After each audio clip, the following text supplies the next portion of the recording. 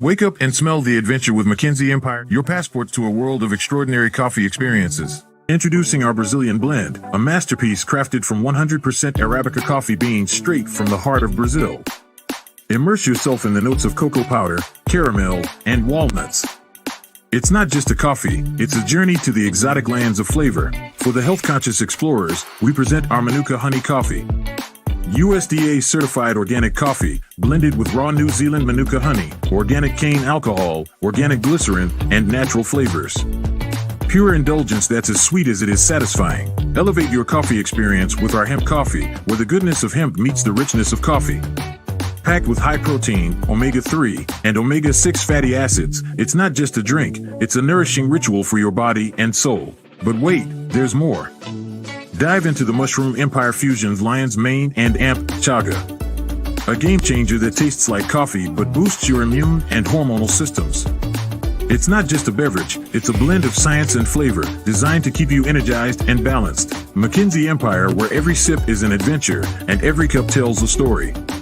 Discover the taste of excitement, the aroma of passion, and the joy of exploration.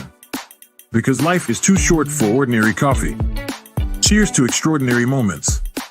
Mackenzie Empire LLC, brewing experiences, one cup at a time. Wake up and smell.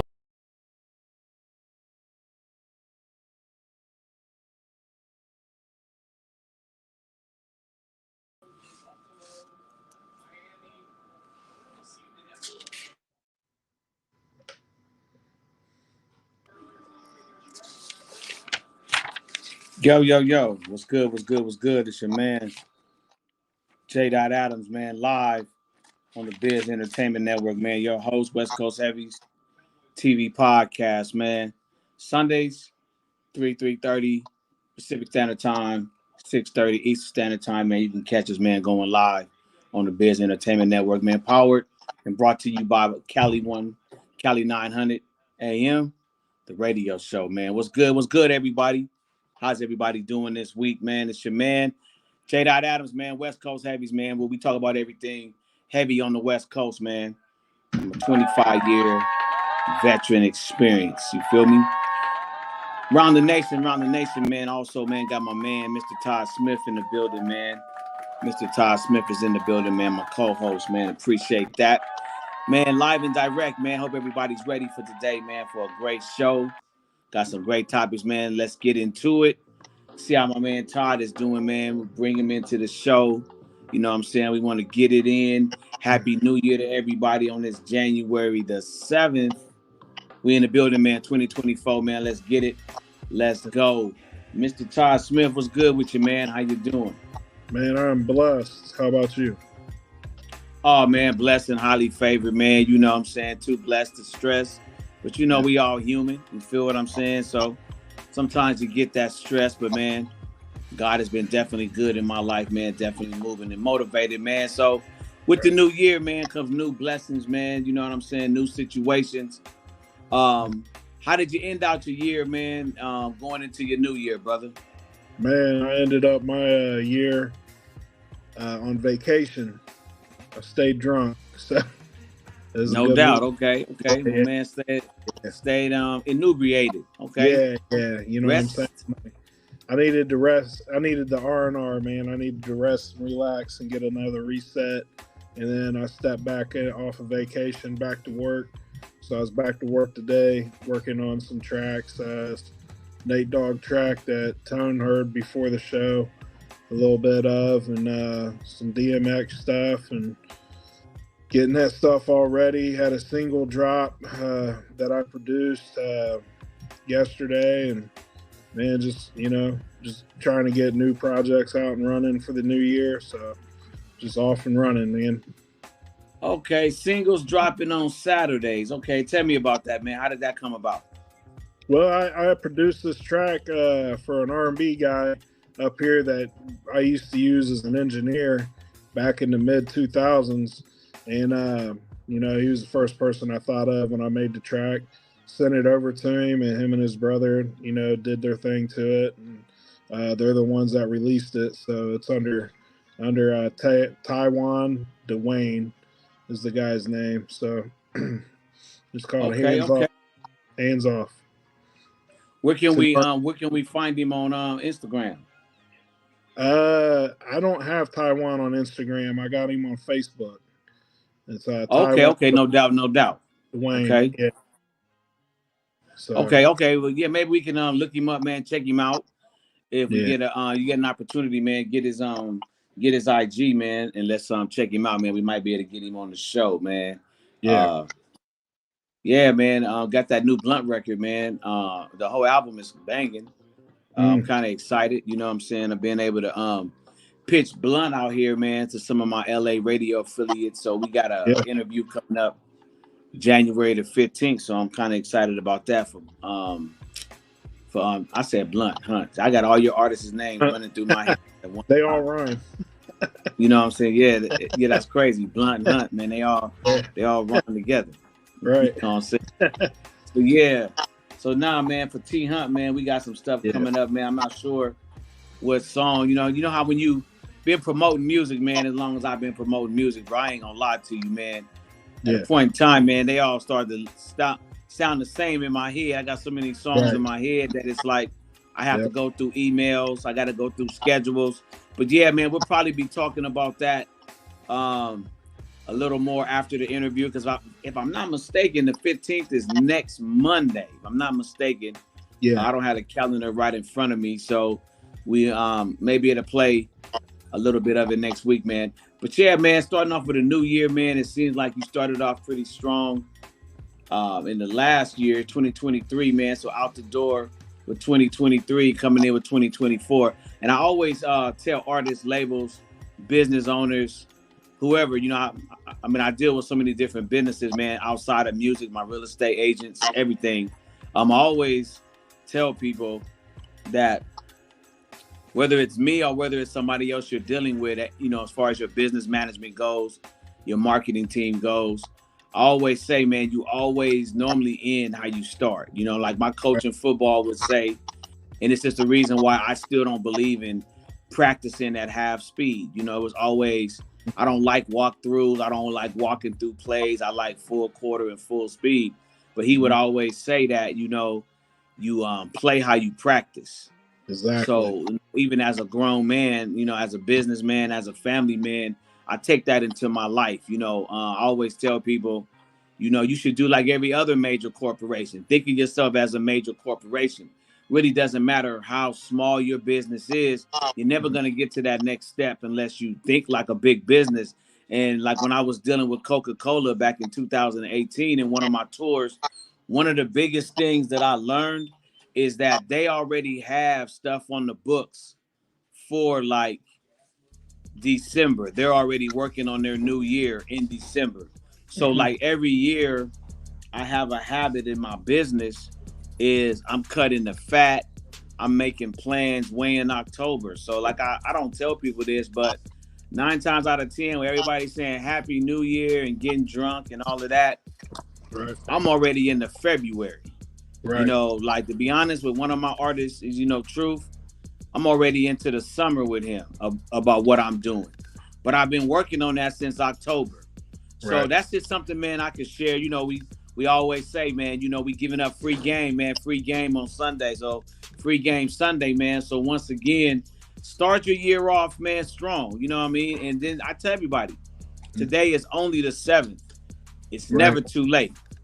You know what I'm saying? Get it right, man. So you got time to start your stuff off, get your year off right. I tell everybody, man, take every day God gives you, man, serious. Take it as the blessing that it is, you know. You know, if you're working for Monday, man, tonight, Sunday, man, after the podcast, you know, go see what is it I want to accomplish tomorrow. Jot those things down, man, tonight. You know, start working on Monday tonight, because tomorrow's not promised, but I always say, man, what if it comes? Are you prepared? So with that being said, man, I'm excited, man, for a new year, new graphics, new production, man. I'm really excited for the show. We're getting ready to upgrade, going to another studio. Man, I'm excited about it, man. So you're going to start seeing new graphics. You're going to see a new look soon. Hopefully we'll be taking our partners that you see behind me, Cali 900 AM.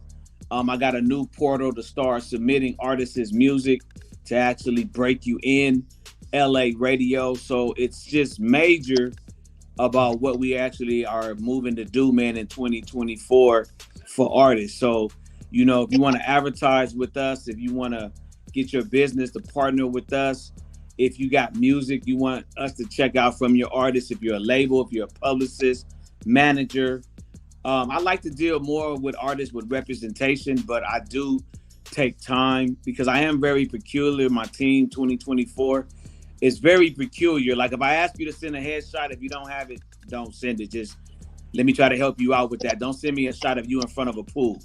I can't put that on no flyer. That's not professional. So just keeping a buck in 2024, you know, you can submit your music, MP3s. This game is always evolving and changing, man. You know, a lot of times I tell people you get one shot to make a first impression. You know, when you're in the studio, man, if you believe in the song, you should already be having a radio version for the song. I shouldn't have to tell you what a radio version is. I shouldn't have to tell you that in order for me to pitch your song to my AM and my FM radio stations. Those aren't podcasts. You know, those are FCC regulated radio. When you talk about AM, FM radio, man, you're talking about FCC regulated. It can't be no cuss words, and every other word can't be bleep, bleep, bleep, bleep, bleep, bleep. Program directors don't want to hear that. I just submitted some music 2 weeks ago, and I just got rejected, and I thought it was the clean version. That's the crazy part. Wow. So it's very hard on my, you know what I'm saying, my radio promo team when I have to backtrack. They don't like backtracking. They like to get the song right the first time. So if you don't know how to properly submit your music, that's another thing that we could talk about. But that's why I always tell artists, labels, and managers, my little consultant fee, man, can save you thousands of dollars and headaches down the line. Because everybody is not Jay Adams. Some people ain't gonna tell you your music sucks. Some people ain't gonna tell you you submitted it wrong. Back in the day, in my day, when I was a rapper, and my manager said we called it the round file, the trash can. Today it's just called the delete. You know, it's called the trash folder. You know, it just gets deleted, sent to the trash folder, and they ain't even gonna take the time to tell you what was wrong with your submission. But the email is West Coast Heavies, and that's HEAVIES 101@gmail.com. West Coast Heavies 101@gmail.com. You can find me on Facebook and Instagram at J Adams WCH, or you can hit my company up at West Coast _Heavies. So with that, man, I want to get into some topics today, man. So we want to get right to it. I want to pull some things up, man, and talk about it. So that's kind of what we want to do today, man. It's kind of like, let's start the year off strong and go right at it, man. We're talking about like what everybody's talking about. And I held off all week. You know, I wasn't going to talk about it until it came to my show. Mr. KATT Williams, man, somebody I respect, have worked with here in LA. Shout out to all my comedy communities. Kind of crazy when you see what's going on with KATT in the news. When you know some of these dudes, you know what I'm saying, and you know some of the behind the scenes stories. It's kind of funny, man, how I tell everybody, man, the internet, man, has changed the game. It's changed media. It's changed how we do television. The internet, man, is something that's real crazy, man. So we want to get into Katt Williams today, man. And I know everybody is up on what's going on, but we want to get to some of the footage, man, that we got. We want to talk about it and see what our audience thinks about it, man. So we want to jump into that. And once again, man, you're on the West Coast Heavies TV podcast, man, the Biz Entertainment Network. Your man Jay Adams, man, host, and your man Todd Smith, man. You weren't afraid? I mean, you like, did you? Hold on. Did you not have? So what were you going to do when you got to Florida? Don't say I wasn't afraid. There's no such thing as a human being of not being afraid. Okay. There are certain human beings that understand that being afraid in no way stops you from doing what you got to do. Okay. So I was afraid, but I couldn't be that afraid because I knew what had happened with Jesus. I knew how it worked out. I knew that I wasn't in the wrong with how I was feeling, and I knew that I didn't have any bad intentions in it. Right. So I trusted God that it would work out.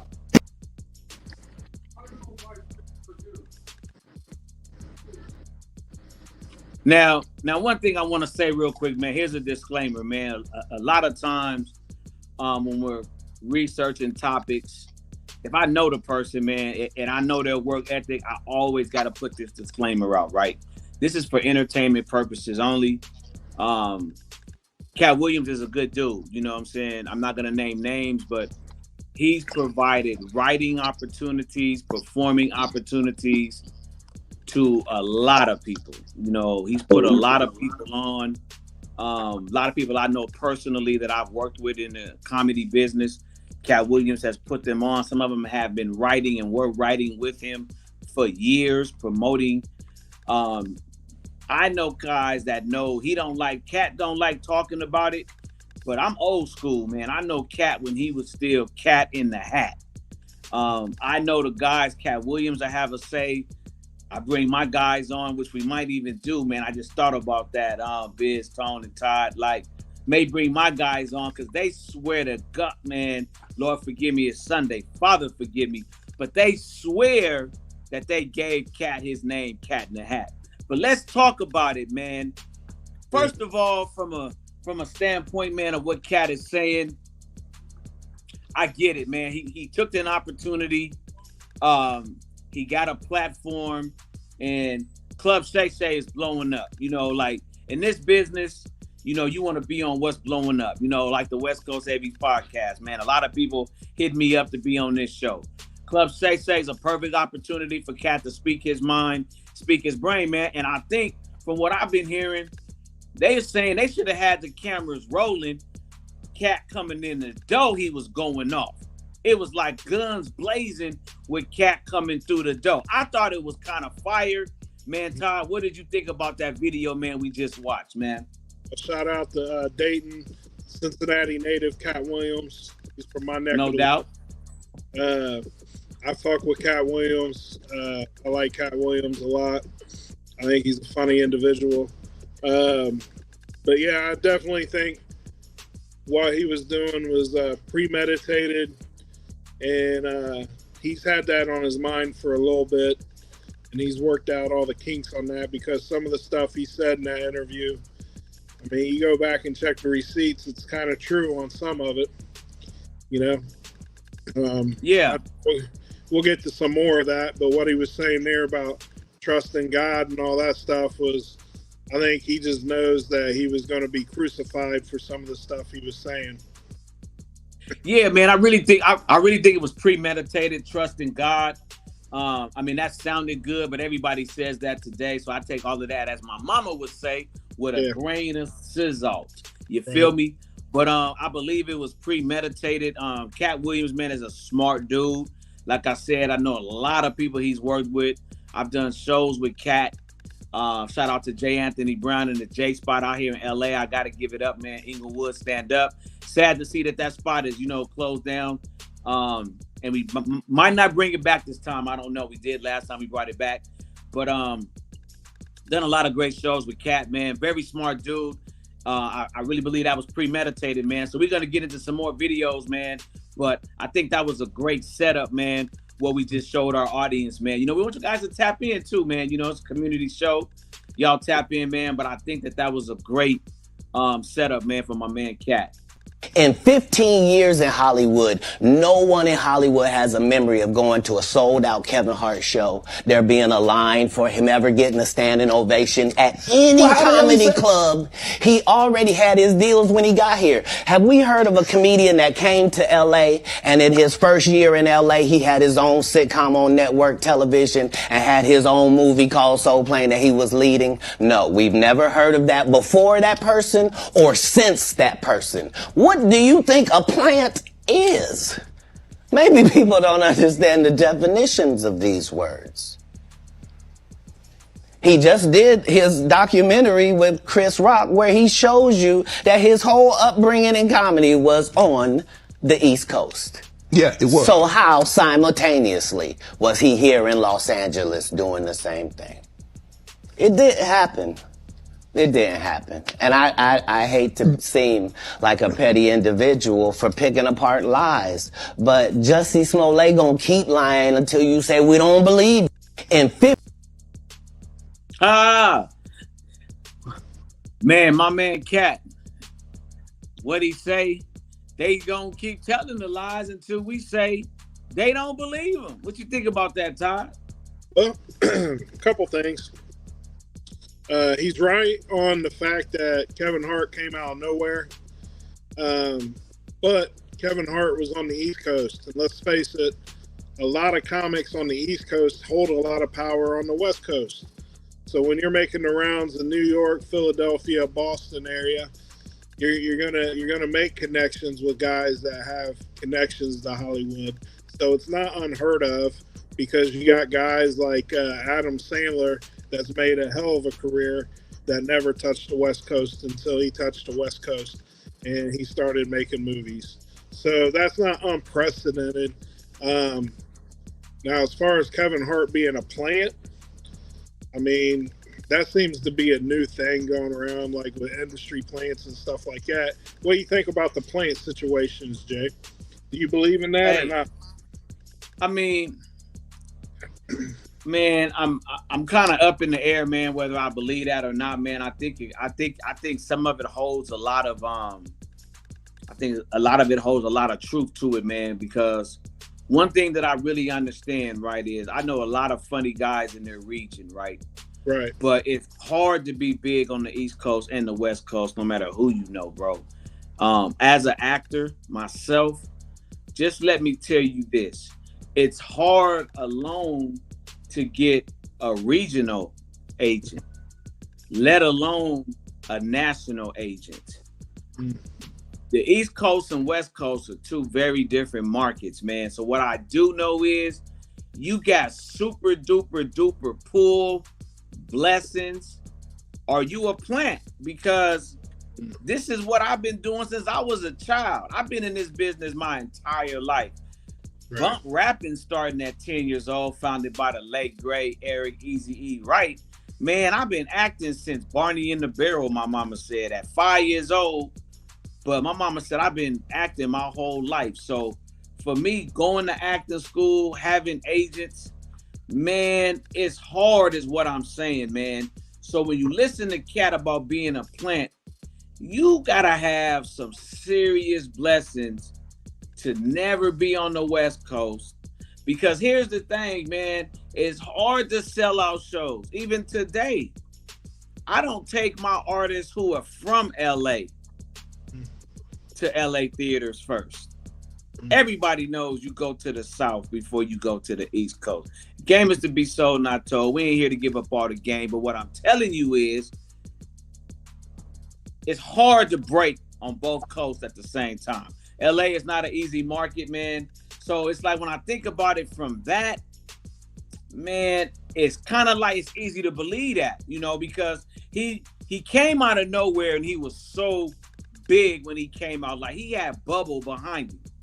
But then what's Katt Williams' beef, man, with these celebs? That's what I really want to get down to the meat and potatoes, man. And I wish I could get on my phone and have my man Sizzle C get on here today. But he's about, we're getting ready for some shows with him out of state. So I just met with my man Sizzle, man. We ain't gonna be able to get him on today. But man, because he got a whole nother insight to this KATT Williams thing, man, as far as being a plant. But it's crazy, his beef with celebs, man. You know what I'm saying? But it's like, let's dive into that a little bit more, man. We're talking about man, Friday after next, man. It's crazy, man. The rape scene claim, man. I mean, let's talk about that a little bit, man. About the Friday after next, man. Let's dive into that a little bit. What you think about that? I didn't see it. What did it say? Oh, the Ice Cube addresses Friday after next, rape scene claim and movie pay following trending KATT Williams interview. Now, who got raped? Well, that's what I mean. We were talking about it yesterday, man. That's kind of what I was trying to. Man, I had my notes, man, and on the way to the studio, man, I kind of left the notes. He told everybody was this morning, but I'm gonna pull up some videos, man, so we could try to hear more about the rape claim. But yeah, that was kind of major, man. I just apologize to the audience, man. I left my notes on that. He told him. The situation was kind of like talked about, a lot this week as well, man. So I kind of wanted to get in that today too. See if we could talk about that a little bit more. But I think it was kind of cool, man. While we're working on pulling that up. But I think it was kind of cool, man, that Ice Cube did come out and kind of like validate a little bit about what KATT was saying. You know what I'm saying? And talked about that.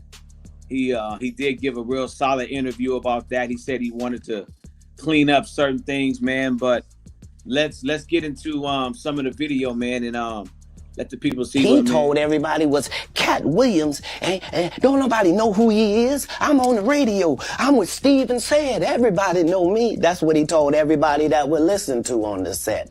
That's the truth of the matter. He was so egregious, not now, then. He was so egregious that, and Hollywood has never heard this in 100 years.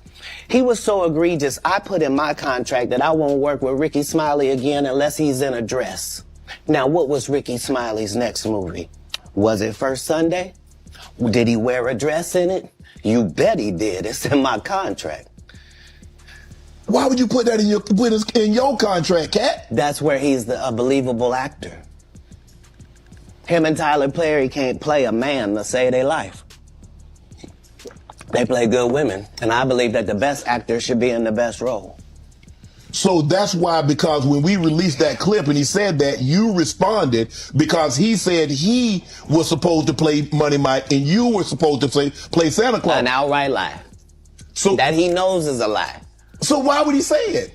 Because he's a liar. Nobody knows why liars lie. And that's why I had to come on the program. Cedric did the same thing. Cedric told you when you asked him, did you steal KATT Williams' joke? Yeah. He said, it don't line up. How it don't line up? He told everybody was KATT Williams, and don't nobody know who he is. I'm on the radio.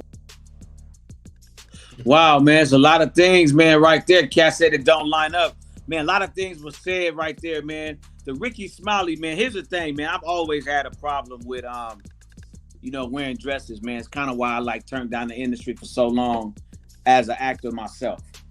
Walked away from my acting contract, my agent contract, and all of that stuff, and just keeping it a buck with you. Just didn't line up, man, with a lot of my, Christianity beliefs, bro. So it was like, in the industry, man, it's crazy how he says, though, man, that's crazy. I feel like the best actors should be in the best role. He said Ricky Smiley played the best man wearing a dress, him, Tyler Perry. KATT Williams is crazy than a mug, boy.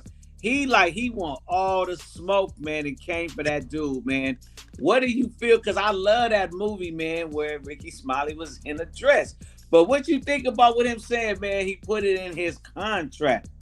That's a little bossed up, man. He kind of bossed up on him a little bit, bro. What you think? I laughed pretty hard at that. Like, you got that in your contract to where the only way this dude can work is if he's in a dress. Like, how's that work out? I mean, that's crazy, man. I can't believe You know what I Yeah, mean? that's crazy. You know what I mean? It's crazy, man, how he said that, man. It's just like shots was fired, but like I said, man, for the shock value, man, when you think about what he said, man, he knew that was gonna get play after play after play after play. But then Yeah, again, man, like I said, if you've ever been around Katt, whether you like him or not, Katt says what's on his mind. So was I shocked at that? Nah, that was just funny as a mother. He was like, man, right. he need to be in a dress. And that, I mean, wow, man, it's almost like Katt. He done Yeah. typecast the man. I don't know if I could watch Ricky Smiley play anything else, man, besides being in the dress now. But you know, I didn't realize Ricky Smiley was the Santa Claus in Friday After Next. And Yeah, so, that was him. Yeah, he played a good. He played a good Santa. I was hoping Yeah. he would have came back because he was so good in it. yeah, he was pretty good. I liked the Santa in Friday After Next. I just didn't know it was Ricky Smiley. But you know, one thing Cat Williams did there was say that Tyler Perry also couldn't play anybody not in a dress, and that kind of holds true, man. I've seen the one movie that Tyler Perry did where he tried to be a leading man in an action movie, and it was pretty bad. It wasn't good at all. Man, In my opinion, it wasn't good at all. And yeah, I mean, his best roles were Medea. man, he don't do good. And I'm not hating, man. You know, I'm just keeping it a buck, man, from an actor standpoint, man. It's like, I ain't saying he struggled when he played the attorney. When he played, I forget the guy's role name now. When he plays the attorney, when he plays the guy in, when he tries to play himself in the movies. I mean, he be struggling then. It's like his Right. best role is Medea. You know, Right. so it is what it is. But Katt said, he said what he said. It's just crazy how we just showed too, man. Ricky Smiley sobs on IG, you know, amid the Katt controversy. Yeah, he put you in a box, bro. You know, it's one thing for you to say it didn't happen, but it's another thing for the next movie we seen you in was in a dress. And I'm trying to think about, besides seeing you on radio on This Nation, what I saw you in after that. Because first Sunday, man, you was in a dress. And it was like, shots fired, bro. Katt came out the gate. He came out the gate with that. And it was like, wow, man, that was real crazy, man. Story of some of the behind the scenes from Friday After Next. Let's start with that. When I went out there, let's just go back. In 2000, I was the host of BET Comic View, and in the season 2004. I also worked on this show called Live from LA. That was my first job with BET.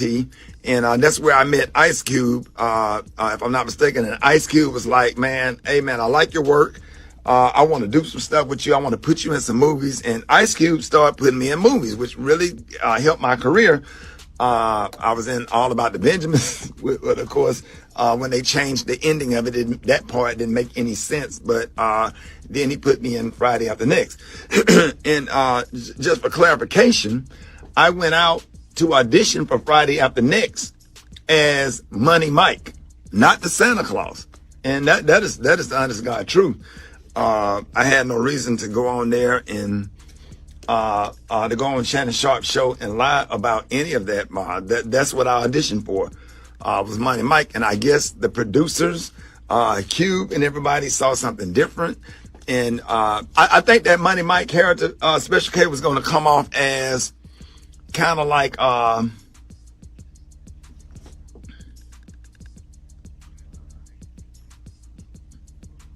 yeah, right. So I guess when Katt Williams did it, they added the whole pimp twist to that character, which was actually a better decision and made it funnier. Cause ain't no way in the hell I could have executed that role like that. And I'm glad that they made that decision and they put me in a Santa Claus role, which was actually perfect. So when I got back to LA, they said, hey, your role has changed. You're going to be the Santa Claus. And here's the Santa Claus suit. Put it on, and here's your lines. Sat in the trailer, went over the lines, went over my stuff with Cube, and the rest is history. Had no reason. I just want to clarify that. Had no reason to lie about that. As a matter of fact, my manager at the time, Gary Abdo, who is still one of my best friends, who also helped start my story of some of the behind the scenes from Friday After Next. Let's start with that. When I went out there, let's just go back. In 2000, I was the host of BET Comic View and in the season 2004. I also worked on this show called Live from LA. That was my first job with BET. And that's where I met Ice Cube, if I'm not mistaken. And Ice Cube was like, man, hey, man, I like your work. I want to do some stuff with you. I want to put you in some movies. And Man, what's up, man? Your man Jay Adams, man, live on the Biz Entertainment Network, West Coast Heavies TV podcast. Man, Ricky Smiley, first of all, man, he sounds like he's testifying. He sounds like he's testifying at a congressional hearing. I had no reason to lie about that. Hey, you know somebody putting some hella pressure, because first of all, let me tell you one thing J. Adams don't do, bro. I don't explain myself to no grown man. Right. I don't think I've ever done that in my life. I'm not explaining myself to no grown man. I'm going to come back on my show and talk mess about you. I'm going to get on my platform and I'm going to go in on you straight up. He sounded like, Your Honor, he sounded like he was testifying to save his life. It looked like he had notes down. Like he went all the way back to his beginning, his acting career, meeting Cube. Nobody said you was lying. What the man said is what Cube said, man. Right. You came to audition for one thing, and as us as actors and actresses know the game. You can audition or read for one role, and the casting directors and the producers and or directors included can say, oh, we got something better that you would be at. We're not really feeling you being that role. That's all the man said. But to say that you were supposed to be Money Mike, man, all he was saying was it didn't work out like that. You didn't have to come over there like you was defending yourself. Man, Todd, what you think about that, man? Talk to the people. I thought he looked like a sucker in that, man. Looked like a sucker. He was he got called out for, whatever he was going around saying he was supposed to be Money Mike or whatever, and Katt Williams was like, nah, he was the Santa Claus. I was Money Mike. And that may be the truth on both ends, but I don't think Ricky Smiley should have had to explain himself either.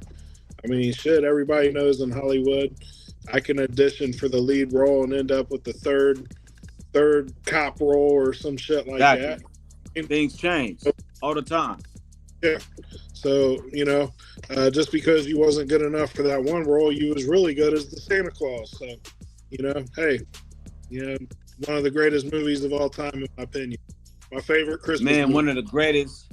Yeah. One of the greatest to do it at all times, man. Ice Cube, holla at your boy, man. Come write this new comedy flick with us, man, that we over here doing, man. We can show you. Because you and DJ Pooh, man, hey, man, they changed the culture, man. And I don't know nobody in L.A., man, who wasn't proud of them brothers, man, for making that happen. So, man, shout out to the whole cast. Shout out to the whole movie. Man, it was dope. I just love the controversy, man. But seeing a grown man explain himself like that, man, like talk you know what I'm saying? I mean, if you're not ready to go live, like don't make a response where you seem like it was, I don't know. I just don't be feeling a grown man explaining himself to another grown man. Like he had you that bothered, yes, about what he said. Yes, he had you that bothered about what he said. True enough, man. Talking today, man, Katt Williams beef with celebs, man. That's been the talk of the town. It's been on the internet all day. If I see it on my timeline tomorrow, I won't be on social media, so don't look for me. Now, Faison Love. Now, this was a funny one to me, man. But he said some other things, man, about not just that Katt Williams is overrated, but that I heard him say something about Katt Williams is doing this talk because he wanted to become relevant again or something that I heard, man, that was crazy. And I was like, Faison, man, for real? Yeah. See, a lot of this stuff, man, I just refuse this week to even comment on because I'm not about to give you no shine and I ain't about to give energy to that BS. But, man, did you hear anything about that, man? Those comments Faison Love made? I did not. Now, I will tell you, the last comedy show I went to in November, was a Faison Love comedy show. Was he funny? He was not funny. I thought I remember you telling me Faison Love was not funny.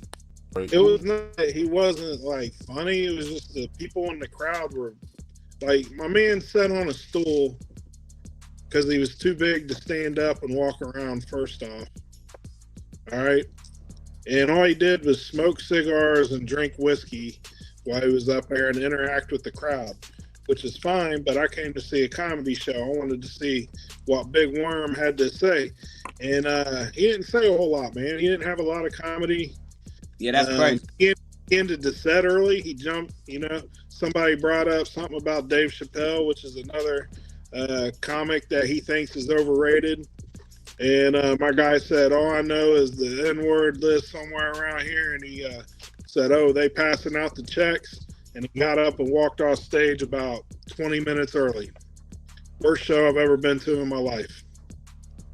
Yeah, that's crazy, man, that you say that, man, because I got a big beef, man. Like, working on a production now, bro. I wish we could get you out here in LA, man. I'm really meeting with some amazing people, bro. It would be really good for your career, but I know the situation, bro. But I had a meeting yesterday with a comic, man, and I'm telling you, man, right now, man, it's gonna be the funniest thing since Friday, funniest thing since Bill Bellamy. Because like I told the guys in the production meeting, man, if it ain't busting your gut, because see, I got a big problem with comedy today, man. These dudes thinking they bosses, they thinking they bigger than life. Ticket sales is as high as giraffe coochie. It's just crazy, man. People is paying so much money to come to these shows. You niggas want to be up there like you at a congressional hearing, like you at church giving out a soliloquy. It's like, man, be funny. Like, where is the funny at? Like, I got a major problem with that, man. Tickets is too high to see you coming, sitting on a damn stool, smoking a stogie and drinking whiskey all night. You feel me? So yeah, man, we talking about it, man. We talking about it, man. Live with your boy Jay Adams, man. West Coast Heavies TV podcast with my man Todd Smith, man. KATT Williams versus Faison Love beat. Now, who would you say is the most? And as an old school roasting battle, man. Before we get into some more videos, man, what I've been contemplating and what I've been asking for years, man. Tried to produce it on my network years ago, like in 2020. But man, you know how they did in verses? Like I had a comedian yesterday, man. He had me in stitches. These dudes should come roast each other, come bag on each other, have an old school bagging beef, just bag. Like who got the fire, who got the smoke. We ain't gotta be on separate networks, cat at each other. Let's really get to it. But yeah, man, we talking about it, man. So let's get to it, man. We talking about the Faison Love, man. KATT Williams, man, versus Faison Love beef. Who would you say is the most overrated comedian of all time? KATT Williams. But as a comedian, though, you feel like he overrated? Oh yeah. Oh, way overrated. It's all mouth and no product. Where's a successful movie? Where's a successful TV show? The stand-up, okay. He did 19 of those. Where's he great at? You can't just be Faison in every movie. Like, you just gonna take your shirt off on every movie? Like, why does it say that in your script? Man, let Big Worm live. Let him breathe, KATT.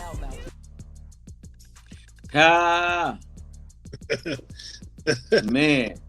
Shirt off in every movie, though.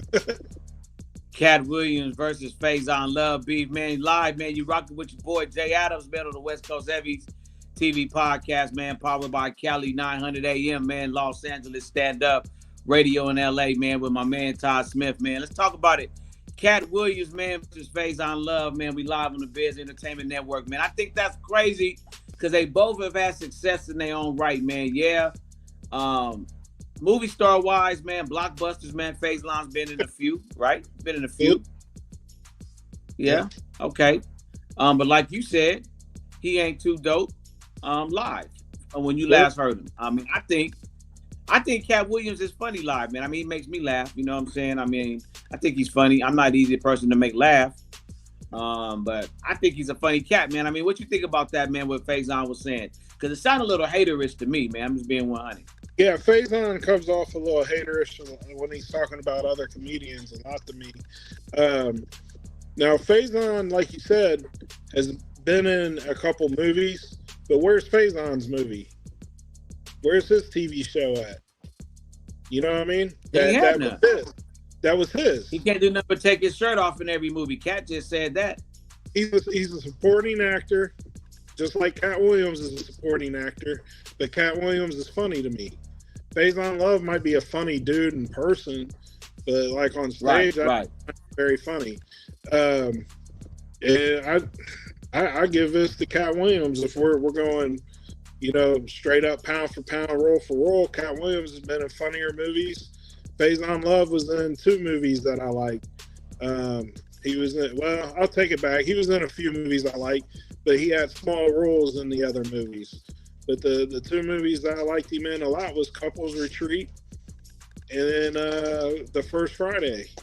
And outside of that, like, he just had like a little role in Elf and a few other little roles and things. Katt Williams has had substantial roles as a supporting actor in a lot of movies that I like. And his stand-up's funnier.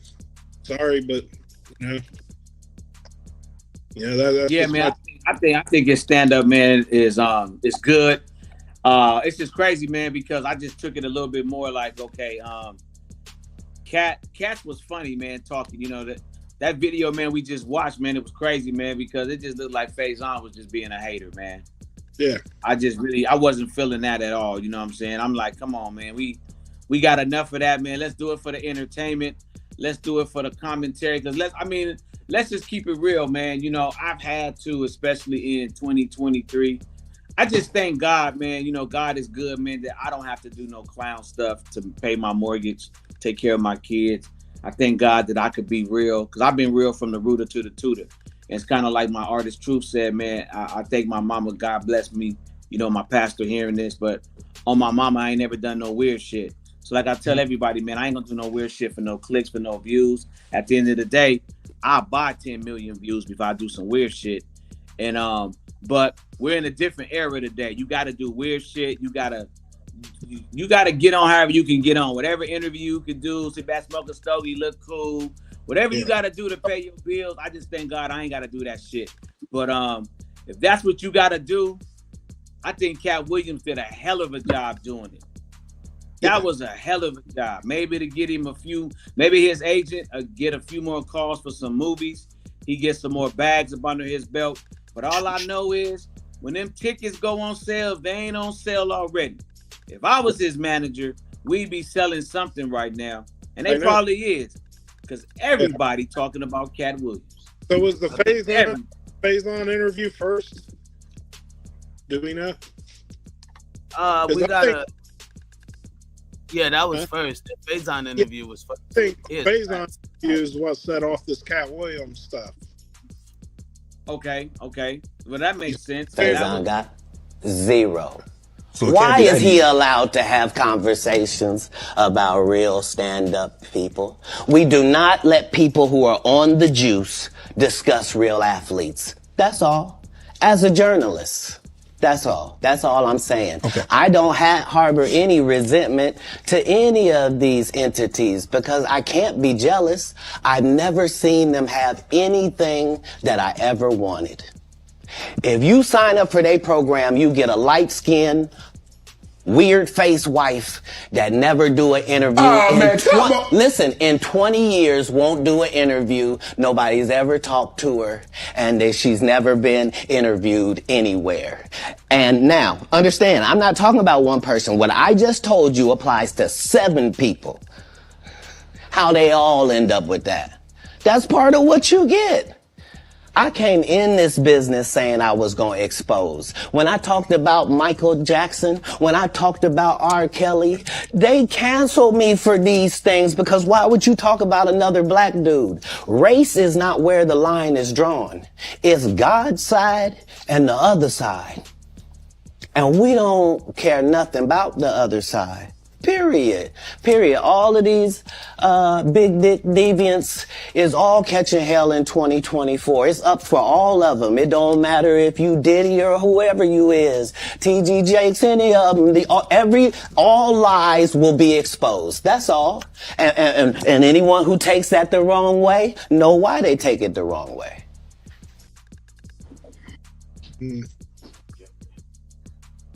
Man, shots fired again, man. That's crazy. That nigga Kevin G. Hey, Kevin G, motherfucking G. That's how I love him. Weird face, light skin. That's how I like motherfuckers. Hey, I just came here to throw some motherfucking fuel to the fire. And I just want to say, Faison know he out of his fucking league. So he could, he could go ahead and take that home and run with it. He out your fucking league. And I would say this. Katt Williams have never been my least favorite fucking comedian. There's been comedians that's hit the list, the top 5 list, and that fell off. I'm like, he ain't got that fire no more. You know what I mean? Right. If I was to say who's one of them, let's just say his last name is, people like the symbol on Valentine's Day. Right. Yeah, that's crazy though. That's crazy though. Yeah. I just I'm not a, I watched his last special. It was good. You know what I mean? So I don't know.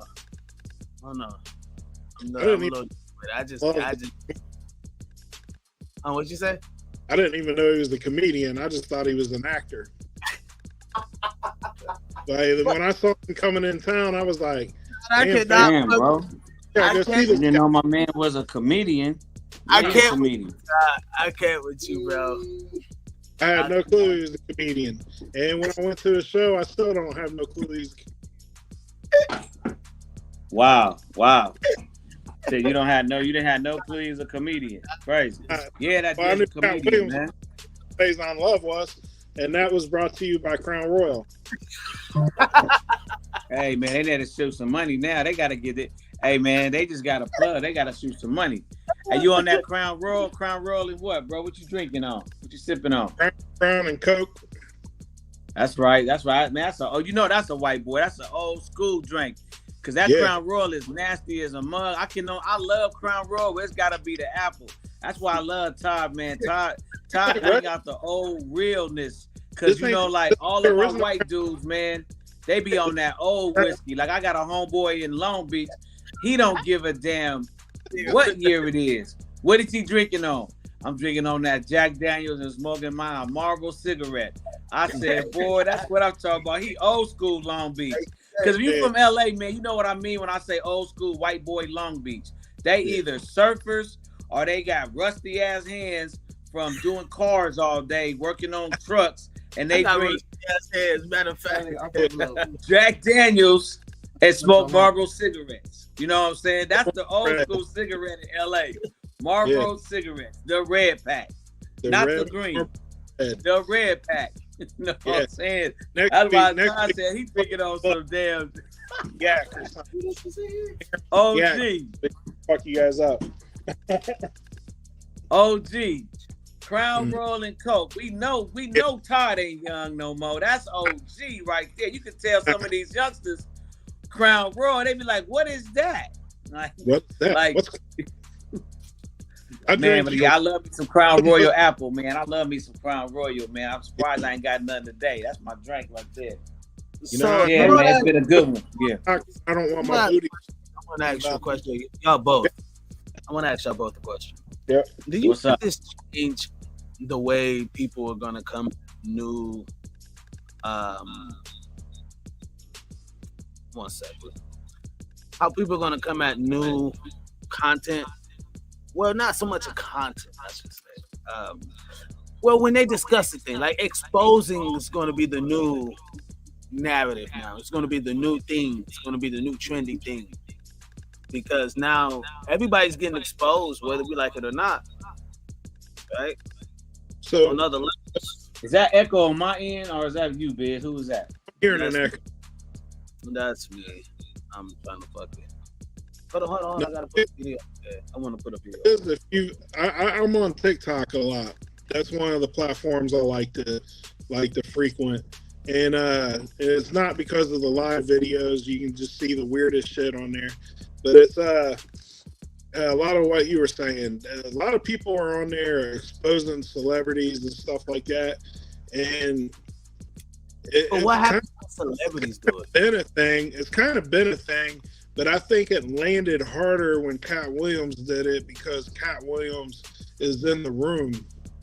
You know what I mean? It's a little different when Todd Smith from Dayton, Ohio starts talking about Ben Affleck and, you know, Jennifer Lopez and shit. I'm not in the room. Katt Williams is in the room with these individuals. He's seen these individuals. I think it lands a little different when a guy like that does it opposed to a guy like me. But no, I see that. Well, I like the way Katt Williams was delivered, man. I mean, so what you're saying, Biz, is you think that this is gonna turn into, or this is turned into a thing? I think it's gonna be Culture. Like honestly, like, you know, remember when niggas used to get blacklisted where it was a thing like, oh, I don't want to speak on that because mama go whoop me, right? You know what I mean? But now I think it's gonna be like, now it's gonna be a normal thing when niggas gonna be like, you know what, man, bump that. Yo, this nigga ain't the nigga. Like, cause I got some niggas I would love to expose right now. You know what I mean? You know what I mean? Like, we talking about that tour or something, you know? Because you know what it is that people can talk about it on the tour, or people can talk about it at the show of why you exposing or why you're doing what you're doing, and that would help sell ticket sales. And I get it. People are like, well, that's a Ponzi scheme because you're just trying to sell tickets to your show. But it's like, well, you would know how I feel if I didn't say it. You wouldn't fuck if I didn't say it. I wouldn't even be interesting if I didn't say it. You know what I mean? Like, literally, that's what it is. You can turn it off now. I see right here. I see the video right here. No doubt. But I mean, becoming the thing, man, I hope it doesn't become the thing, because like a lot of times when things become the thing, it becomes bad entertainment. Like what Katt did, that was good entertainment. I like that. I don't think so. I don't think it's gonna become bad entertainment. I'm gonna be devil's advocate and say I don't think it's gonna be bad entertainment, because you got your Moniques that have said it, but she's been taken wrong. You had other people who've done it in certain ways and we didn't like it, and so they got scrutiny by it. But when the newscast say some shit, you know what I mean? Don't nobody say nothing about, oh, that's the news station. They always going to talk about some shit, right? But then when you're, you know, when your average or top known celebrity is saying it, it's like, oh no, they're just, you know, they're going crazy. They got blase. Like Kanye and how Kanye be spazzing out and talking about niggas. He say the same thing. He be talking about the same type of, you know what I mean? It may be in a different context or content, but it be the same way. He be out in the gang of motherfuckers, big top designers and the Andrews and the big billionaires of the world. I don't know if anybody saw his last rant. He was going ham. You get what I mean? So like, I think exposed culture is now going to become a thing, and where that's going to be like a new wave, and where you're going to have your cats like your Diddy's and your Dr. Dre's. All these cats are going to be getting exposed. Mm-hmm. Yeah, I can agree with. Well, I hope not, man. I mean, I'm gonna be real with you, man. Just from my standpoint, man, of being in the business forever, the industry that I love, that is like a family business. We talking about what, second generation now? Well, third generation, because my daughter's been in TV. So third generation. I don't really want to see that, bro, because an industry that I love, to me, that's trashy. Like, I already have to accept that we're doing podcasting today, and we're like not talking about real radio no more. No, I understand what you're saying, but I'm just saying from a culture standpoint. I'm just saying from a culture standpoint, like one of my influencers today, he made a good post, man. I wish I could bring it up on Instagram, but he made a good post about it doesn't matter the race you are, right? If all you have to say is something negative about the culture, then you're a culture vulture. And I know it's not a young thing. You got to realize we're like 10 years different in age. But most of us old dudes that really love the rap, for a lot of older cats, bro, it's the culture. We don't want to see the culture degraded any more than it already is. It's already degrading the culture. Like, we used to do things when I was a rapper, bro, iron sharper iron, to make each other better. Like bagging. Like when I was rapping, bro, if you couldn't freestyle in Compton in 1985, I was 10, 86, 87, you wasn't considered a rapper if you couldn't freestyle. If you got in your feelings because you got beat, you had to go catch a fade. That's just how it was in 85, 86, 87, and 88, 89, and 90. I was 15. So we have to accept a lot of stuff today where when you start, okay, it was entertaining with KATT. Now you're talking about somebody's wife. Well, where I'm from, bro, you got to fight me now. Because you can't go that far, bro, talking about my wife and my kids. See, when we was bagging, mamas was off limits. So it's the same thing today. So it's nothing wrong with this culture that we're taking this somewhere where it's like, I don't want to be a part of it no more. Like, I'm really trying to make movie deals right now and get as far away from rap as I can because I don't like where they're taking my culture. And I'm not mad at it. Like, I had to accept it in 2023. I'm too old for it, and where it's going, I want nothing to do with it unless I own the soundtrack. Like the movie I'm working on now, I'm going to bring producers like you on, younger generation. I'm going to bring producers like Todd on, right? But we're not going to go in a direction that's where the culture is not benefiting. Why? Because I don't have to do that to make sales. I'm a marketer. I know how to market and sell stuff without it being, it's just going too far, like the stuff we do on Clubhouse. The reason why I get off of Clubhouse with some of my dudes, because where I'm from, bro, like I just was telling my wife, I don't want to be in a situation where my cripology comes out in me and I want to shoot you. Now we've gone too far with it because there's just certain things you can't do to me. Because I'm not the nigga that's going to argue with you. We ain't finna go back and forth on your blog and my blog. Nah, bro, we pulling up. And that's just where the culture is going. The culture is going, well, we acting like some broads now. And where I'm from, you get socked in the mouth. But Jay,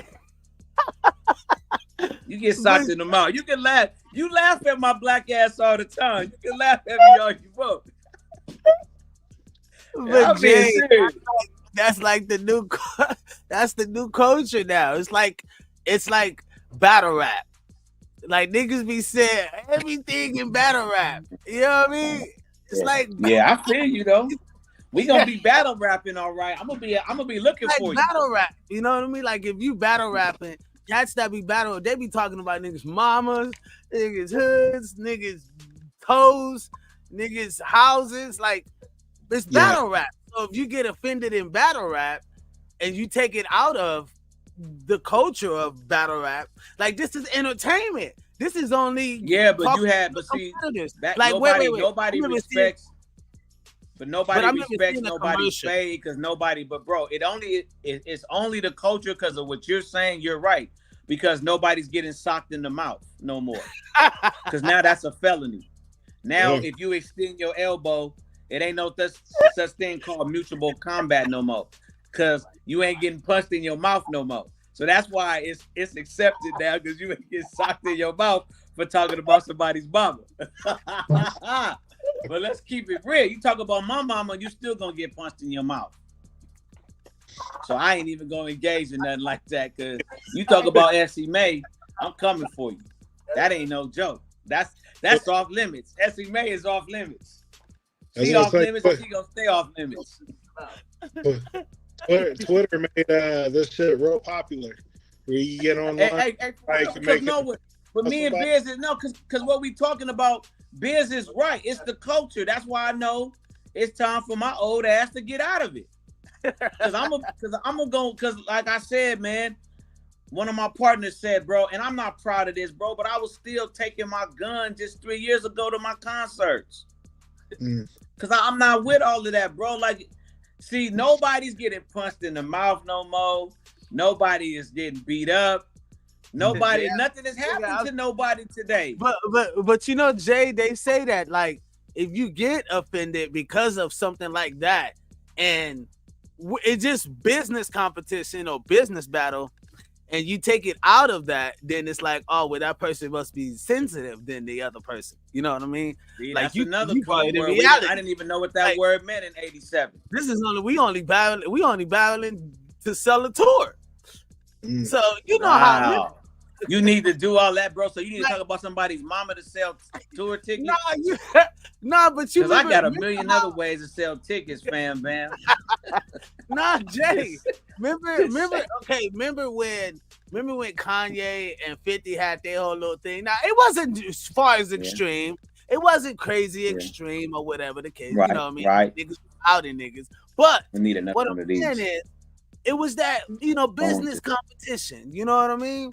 And KATT just bringing it out like, hold on.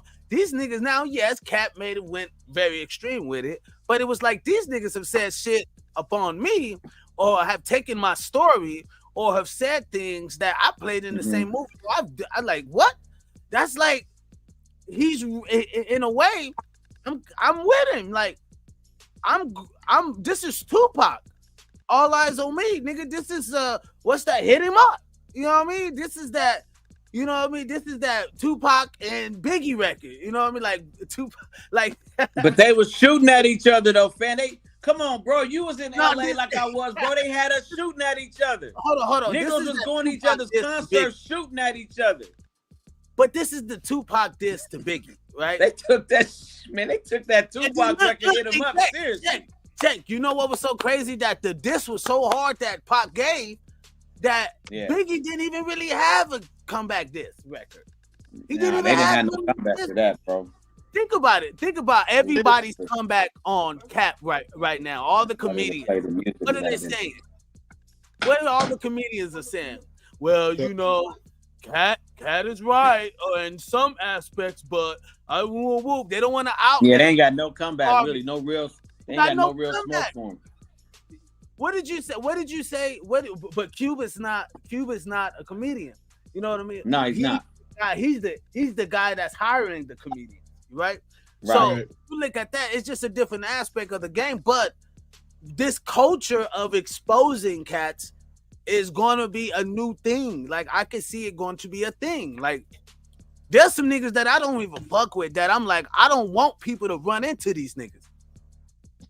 Because the game is. Go ahead, Todd. My bad, Todd. Like, KATT's about to capitalize off of this. For right, but let's look at this on the he's gonna take us on tour, bro. Joe Rogan's already reached out, trying to get him on his podcast, which is the largest podcast in podcasting. You know, he's just gonna take this on tour and run with it for what it's worth. He's got something to say. Yeah. You know what I mean? Bro, I'm congratulating him. I'm congratulating. You know why I'm congratulating KATT? Because KATT takes care of foster kids. People don't know that. You know what I mean? I'm a foster kid. So a person like KATT who's raising 10 of them. You get what I mean? It's, for one, I look at that as like, I'm gonna go all in.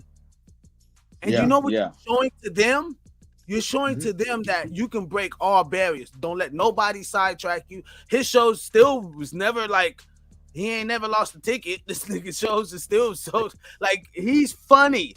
And he continues to be funny because he's actually funny. When you know someone has a talent, funny, man. Change their talent. He's actually funny. That's what I was telling my cousin. I'm like, because we had this issue about sports. And if sports is a talent or is it a skill, right?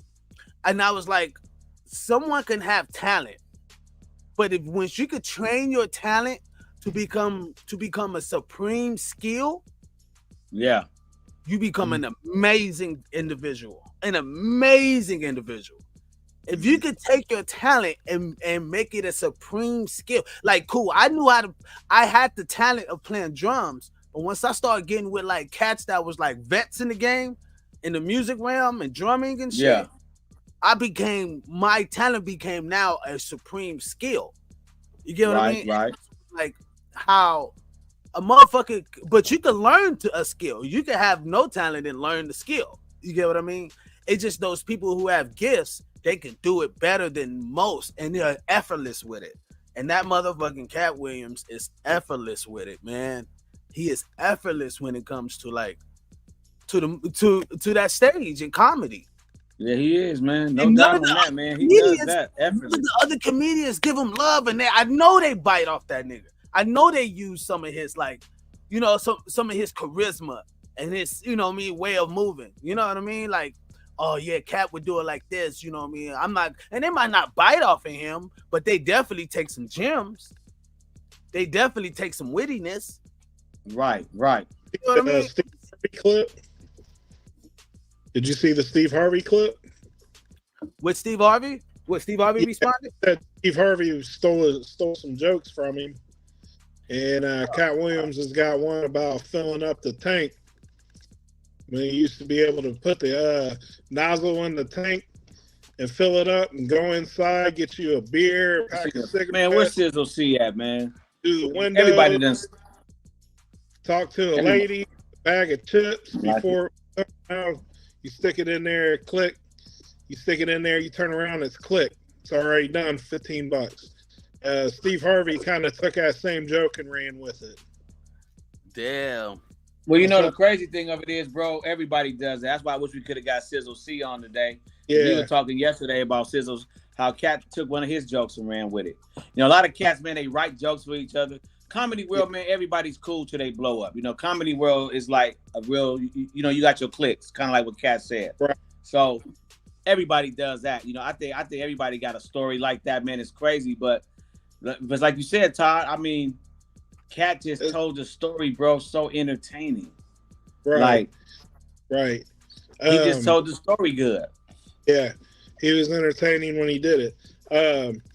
Yeah, I was going to say the only comedian I can remember ever being outed for just outright ripping something off was that Mencia guy that had the show on Comedy Central, Mind of Mencia. Oh, girl, the white girl too. Huh? The white girl, Amy Schumer or some shit. Amy Schumer. Yeah, she was outed for stealing some jokes. Yeah. I remember the Mind of Mencia cat. He got blacklisted or something over that. Like, you ain't heard nothing about him since. I know, right? Yeah. I just think it's real. I think if brothers was more open up, if the comedy world was more open up to where cats wouldn't have none of this bullshit, you wouldn't have none of this. So this would happen if shit wasn't occurring. You get what I mean? Like it wouldn't cause a reaction. They should know that this shit was gonna come out, or the way niggas be doing niggas in the comedy game, it was gonna come out crazy. I remember comics when I was hiring comics to come perform at and host different shows. And these comics, they were like, yo, I'll do it. And I started getting comics like Boogie B, D-Lay, you know what I mean? Like some cats that I didn't even know that was on the rise. You know what I mean? Like, and these cats would come to me and I would pay them like they would ask like, oh no, it's cool, you know, as long as I'm getting $25, you know what I mean? You know, $30, blah, blah, blah. I'm like, what? I'm like, hell nah. I'm gonna get, nah, bro. You know, and I will hook him up. I'll give him a hundo. You know what I mean? Wouldn't even sweat, bro. You good. You got drinks, you know, you straight, bro. Right? And I think because I feel like they're entertainers. And if you've been doing your craft for a certain while, you're funny, and I hired you, you should be taken care of like the musicians are taken care of. You should be taken care of like the main act is taken care of. You get what I mean? But KATT wasn't that wasn't a normal thing, and I didn't know that. I was literally not even. I'm not saying I'm in the comedy world. That's not where I'm at. That's, you know what I mean. I kind of leave that up to the professionals, you know. But the shows that I've thrown and I won, and I did a couple comedy shows at the Novel Cafe over in Koreatown, right next to the Wilton Theater. Literally, my spot was literally right next to the Wilton Theater. That's why we run comedy shows and things like that.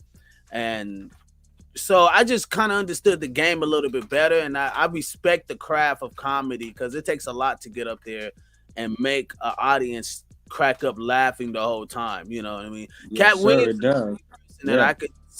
Katt Williams, the only person I could sit there for a whole 30 minutes or an hour and just laugh, crack up the whole fucking time. Like the whole time. Yeah, he is funny. Yeah, he is funny. Yeah. That's what I'm saying. You know what I mean? The whole time, because it's reality funny. You know, it's and Dave Chappelle was probably the first time in his last few episodes. Those have probably been the first time I sat through one of his episodes and actually Right. one of his episodes. You know what I mean? I was like, okay, I like it. You know what I mean? But then again, I'm older. You know what I mean? I have more thought in life. You know what I mean? So I could get his jokes. I get his jokes. You know what I mean? Like teenagers would still be into Cat Williams jokes. You get what I Right. mean? Like he Right. just Right. timeless. He's just a timeless, comedian. So I don't know. You let me know your thoughts, but I just had to come in and give my 2 cents on the comedy world. But I definitely helped out in the comedy world. I've definitely put some cats in, put some money in some cats' pockets, put food on some cats' tables, you know what I mean? So I've definitely contributed, Also, Man, there's another, what's up, man? do you know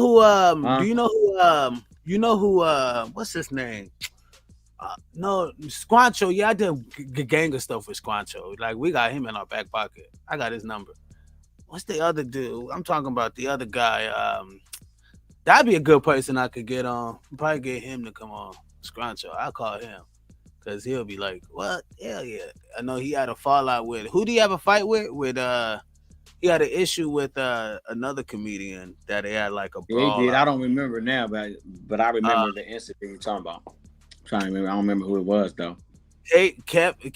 Was it TK Kirkland? Yeah, TK Kirkland. Yeah, TK Kirkland. There you go. Yeah. He funny too. TK is funny too. Yeah, TK is funny. Yeah, he's TK funny. is funny. You know what I mean? But he just got people have said how much fucked up shit I get it. The comedy world is dark, man. It could be some dark places there, man. So I just try not to get too involved in because that's just not my, you know what I mean? Right, That's not my forte. I'm too deep in the music world. Like that shit is fucking dark. So Right. I like to stay in my that lane. comedy world, man, is something, man. It's something else, man. But yeah, man, you got. I met Tiffany Haddish because I for sure had talked to Sizzle C yesterday, man. He got some things to say about it.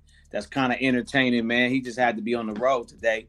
But yeah, man, that's definitely, man. We need to have a part 2, bro, because I'm interested on what you said, man. Thinking that's gonna be like the thing now, bro. That's gonna be crazy. See this when I met Tiffany Haddish, look, I met Tiffany Haddish at the Laugh Factory, and I did a show on BET, right, with Tiffany Haddish, and it was with Tiffany Haddish, Dion Cole, Brendan Jackson, and Cheryl Underwood, right? We was on the TV. I did a TV show on BET, and hit us, right? You know what I mean? And it was the funnest shit ever. We laughed the whole time, but I guess once you get to a certain plateau, the comedian world becomes a very small pocket.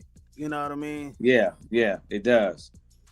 Like, and Very people can go small check out the show. The show was called Face Value. It was on BET. It was a show called Face Value, and me and my boy Rick, we did that show. Shout outs to D-Lo for hooking it up. But that's like literally, that was a good show, a good experience to have, and I had them niggas cracking up the whole time. Brendan T. Jackson was trying to, anyway, I spent a whole podcast talking about that shit because I got to, me and Brendan T. Jackson, man, that dude, he funny. That nigga know who Biz is. That nigga like, I don't want to be around with you in the room, Biz, because you got too much shine, nigga. Your shit is bright, nigga.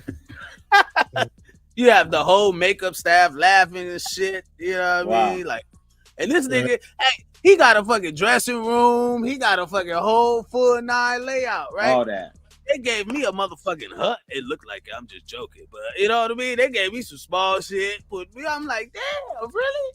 All right. You know what I mean? You know how they do all the little makeup shit before you get on the screen. They put your little padding foundation, whatever, and shit. And I was like, all right. And I just had everybody laughing. Just my scene. It just, when you in your vibe and shit, when you in your world, your people, right. You know what I mean? And the industry is like, when we all in that production mode, that's my shit. I love that shit. That's like my world, you know what I mean? And I just act like me.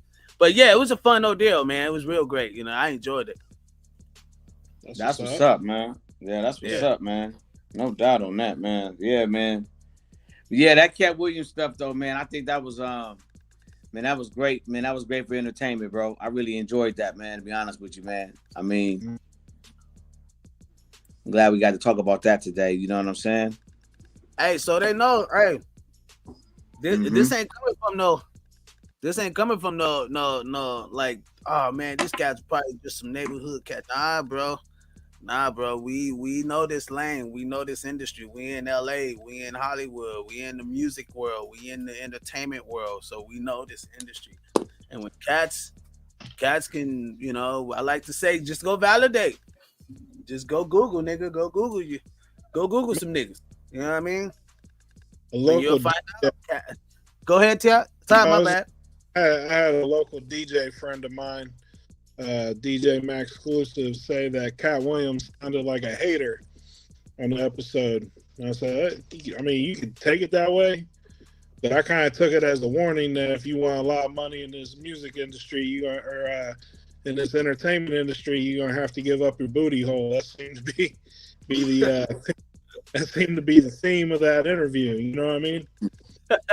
I was like, I mean, you can be rich or you could be super rich. And to be super rich, there's some things you're going to have to sacrifice that you ain't willing to sacrifice, like dignity, pride. Yeah. Stuff like that. Dignity or pride. Yeah. Yeah, You don't have to sacrifice some things. You can make money and make a good living in this industry without having to do that. And that's what I think Cat Williams' message was. Todd, underlying message. Can I ask you a question, Todd? Sure. Do you understand, or can you understand, how he hates these guys? That's clearly what I saw. He can give two shits. I was gonna ask that, man. Did you see that in him? That he hates the guys he's talking about. Yeah, he could give a shit, two shits if they he has a strong dislike for him. Hate's a strong word. I ain't gonna say he hates people because I'm just saying I'm not that man. I can't get into his heart. But what I am saying is he's definitely got a dislike for each one of those individuals. I don't know if it's something that they may have said about him or to him, or some sort of side comments they make. Because let's face it, Cat Williams is not for everybody. You know what I mean? Right. Bill Cosby came in talking shit about Eddie Murphy. So I mean, it's not. I don't know, but he definitely doesn't like him. That's a fact. Can I ask you one more question? Yeah, that's crazy. Do you think this? I'm gonna ask both of y'all because I really want to know this from your perspective. Do you think Cat Williams is changing the face of comedy prior to Cat Williams, in a sense that Cat Williams assumed he was changing the face of comedy, but because now Cat Williams is really, every time Cat Williams he's like a thorn in Kevin Hart's back, right? Kevin Hart's like, fuck, I cannot stop this. This nigga is just relentless, right? Do you think Kevin Hart changed the face of comedy more than Cat Williams? I mean, no, I'm sorry. Did Cat Williams change the face of comedy more than Kevin Hart? I don't think either of them changed the face of comedy, to be honest. I think Cat Williams is more of a stage performer to me than Kevin Hart. And Kevin Hart's a better actor than Cat Williams. But I think Cat Williams ran with some stuff that was laid in place before him that started with probably Jerry Lewis, if we want to go way back. Then I mean, there's always been comedians that's been in movies since Jerry Lewis, but Jerry Lewis did it really well. Then you got Richard Pryor, Eddie Murphy. You got guys like that, the Wayans. And then Cat Williams took the foundation those comedians laid out for him and then ran with it and did a lot of things them guys probably couldn't do. Yeah, explain that bit. Like when you say change the face of comedy, like I mean, the culture of the comedy world. You get what I mean? In the sense, like, yeah, I definitely don't look at Kevin Hart as doing that. No, Kevin Hart. It's hard to say. It's really hard to say because like what Todd said, it's like the Wayans brothers and Eddie Murphy had a definite effect. You definitely knew with Eddie Murphy following Richard Pryor's footsteps. If you killed a stage, and you got some acting ability, you can get in movies and never have to look back again. To me, that's changing the culture of comedy because you make way more movie as a movie star than a stand-up comedian. You Do know, you think? so Do, changing the go ahead. culture, I think Dave Chappelle in this generation, I would say Dave Chappelle because he went and made a bag in television. See, television and the screen, you know, that's where you want to graduate to. You want to be on that screen. Like I said, growing up in the acting world, you want to get in two things: TVs and movies. That's where the money's at. So I don't think any of them have changed it. Kevin has affected it though. Do you think this will have, as far as Kevin's comedy and KATT's comedy, from your experience and being involved in that world, who do you think would do you think this would raise like more popularity between KATT and shout outs to the Rams? Game ain't over yet though, huh? Oh, game over, 21-20. No, game over with Rams 1-1. Yep. But Rams got it. Do you think that this will like maneuver the capitalization and because Katt Williams, I don't think he's making as much as Kevin. I don't know. I could be wrong. No, he's not. He's not making as much. Kevin just got a blockbuster $200 million production deal. KATT's show ain't making as much as Kevin. Wow. I know that personally from people that work with him. So Kevin is changing it money-wise because now he's bigger than he has the potential to be. I mean, he hasn't had a show yet that lasted as long. I don't think anybody is gonna outdo In Living Color. So but Kevin, as far as going into production, like the Wayans brothers did, nobody has a blockbuster deal like that right now. I mean, his deal is astronomical with his content deal that he got. But I think one thing is if you're not really familiar with either one of them, it's gonna boost that for both of them. If you're a Katt Williams fan, it's gonna boost that. If you already a Kevin Hart fan, it's gonna boost that. But I think it's gonna do well for both of them. For KATT, I just think if KATT is really trying to stay in his lane where he's killing it at, I mean, KATT is killing it with his stand-ups and them going to video. But you know, who's getting the mega? I mean, we just said, Chappelle with his latest Netflix special. I mean, these are blockbuster $1 million deals that he and Kevin are landing with their specials. Right. KATT ain't landing them back to back like that. He's just not. I don't know why, but he's not. Right. These guys are landing back to back blockbuster deals, man. That was a better way of explaining what I was talking about with Kevin Hart.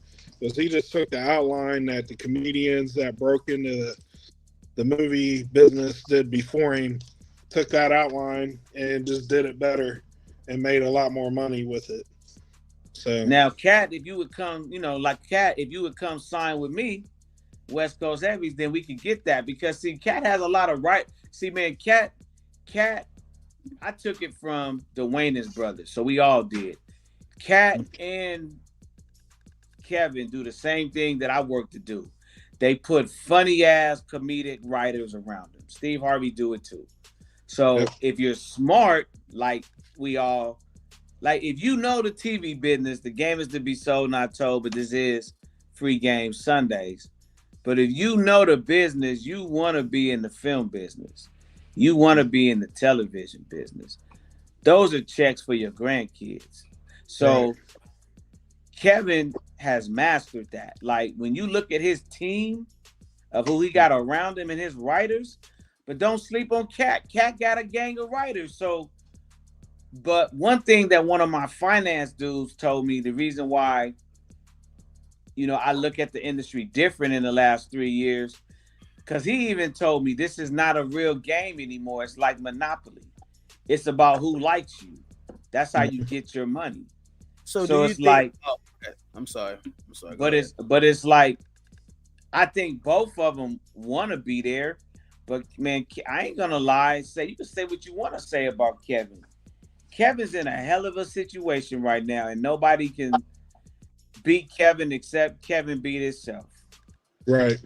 Do you think comedians choose to battle with? Like, I didn't hear KATT say anything about Eddie. I didn't hear him say anything about, I mean, KATT's on that type of extra line, like the Jay Leno's or the Jon Stewart's or the Dave Chappelle's. Like, I think he chooses, Of course. Of course. No, that's what where good would it? What good would it do anybody to go after Eddie? To me, after Richard Pryor, man, he the best. Even Richard would probably say this if he was alive. Eddie was the best to do it. I mean, Eddie. If we go pull up this last movie that people don't even really like, Eddie is still doing blockbuster movies. If he do a movie, he just has a signature voice, man, and signature personality. He has a signature personality as an actor. He's never gonna lose that. He could be 80 years old. I can't wait for Beverly Hills 4, Cop 4. I can't wait for the movie to come. I'm glad they didn't like. I'm glad he didn't come out and do a fucking special like Eddie. If Eddie was doing a special right now, it would tarnish everything. I wouldn't even like. I don't think Eddie it would, man, because I always believe, like you only want to go back the way you went out. He went out on top. Yeah, right. And I don't need to do a special, bro. If you're not gonna outdo that, and it's just like we all know, man. It's like I tell everybody, it's like if you had the sauce and the sauce ain't the same, bro, you don't do it again. I mean, you don't. You don't. It's like you leave that alone and you do what God is blessing you to do now that you're winning at. But when you go out on top, you would be crazy to go back to something subpar. I know. That's what I was thinking. Like, even if he was to do it, I don't think he would like, you know what I mean? Like, I don't think he would have to kind of keep that plateau. Like, he would have to be fucking hilarious, like the original. Yeah. People gonna put him up to that standard. You know what I mean? Of course. He couldn't do Raw or Delirious today.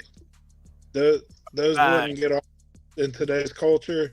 He wouldn't be able to get those off. I mean, there ain't no way he wouldn't get boycotted or, some sort of shadow ban for talking about Mr. T doing what Mr. T was doing in that comedy. Yeah. Because I feel like Chris Tucker shouldn't have came out and did a special. I think his special. No, I think that hurt him, man. I think that hurt him though doing that. That shit was kind of because he didn't kill it. He didn't kill I it. ain't gonna lie. If somebody say, "Yo, Biz, that show was garbanzo," I could respect that. Like, yeah, okay, cool. I'm gonna do a better show. But with comedy, it's different.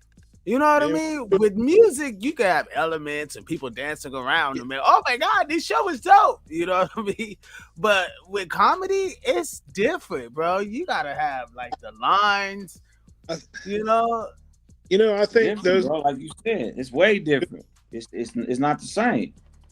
Yeah, I think they'd be better suited to just show up at a comedy club one night and maybe do a set or two. You know what I mean? Different places than to do a special that's on video. You know what I mean? That the whole world can see. If Eddie Murphy was to pop up in LA somewhere and do a show right now, you can't tell me that wouldn't be legendary. You know what I mean? The word of mouth of that is going to be like Michael Jordan just popping up somewhere and playing one-on-one against somebody and busting their ass. And he's still doing it, at that high level.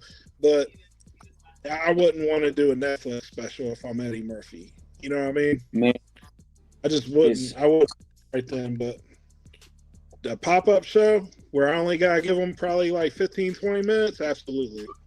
A whole hour. Oh, yeah. He would be great at that. You know what I'm saying? It's just like with comedy is a little bit different from music. Like the Rolling Stones, one of my favorite groups, Metallica.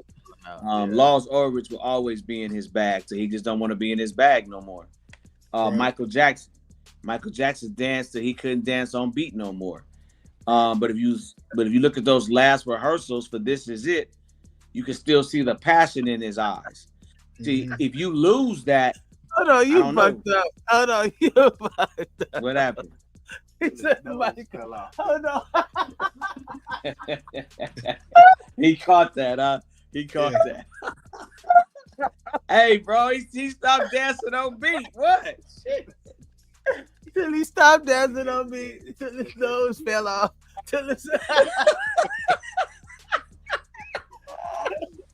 Hey, I didn't think you caught that one, but I say that to myself and my family all the time. Michael Jackson danced until he couldn't dance on beat no more. Oh, man. Oh, yes, sir. Yes, sir, he did, man. Hey, what was that one show he did with Justin Bieber? He was bumping into him, moonwalking off beat. Which one was that? Live on TV? Man, I felt so... I put my head down. I'm a real fan, bro. Justin Bieber when Michael Jackson was around? Nah, was it Usher or Justin Bieber? No, it was Usher, man. He was bumping all into him. It was one of them award shows, man. He was bumping into him, spinning around, thought he was going to fall. It was embarrassing. Somebody felt bad for the king. Man. The moonwalk was not on beat. The moonwalk used to be on beat, Biz. Come on, stop playing, man. You know I'm not lying. The moonwalk, come on, man. You do better than anybody. The moonwalk was on beat. He used to do that leg kick, shake, and point on beat. It was on point, bro. It was a beat. I guarantee you, if you look at a music sheet, the kick was on beat. Hey, bro, the kick wasn't on beat no more. Story about I heard a wild ass story about Michael Jackson the other day. Hey, bro, the kick wasn't on beat no more. Have you guys heard about him and James Brown? Nah. So Michael Jackson went to go see a James Brown concert. James Brown called him up on stage, and this is when him and Prince was going at it. I heard about that. I forgot what happened though. Yeah, so Michael Jackson gets up there, does a song with James Brown. They do a little dance number. He goes up to James Brown and has him call Prince up to the stage, and Prince was busted. He was high and drunk at the time. So Prince comes up there and just looks like an idiot on stage, right? They said Prince was in the parking lot. He was so pissed off that he was in the limo ready to run over Michael Jackson when he came out and kill him. Damn. He should have got his ass on stage. That's his bad for embarrassing. He knew he was high and busted. Right. Should have sat down. Right.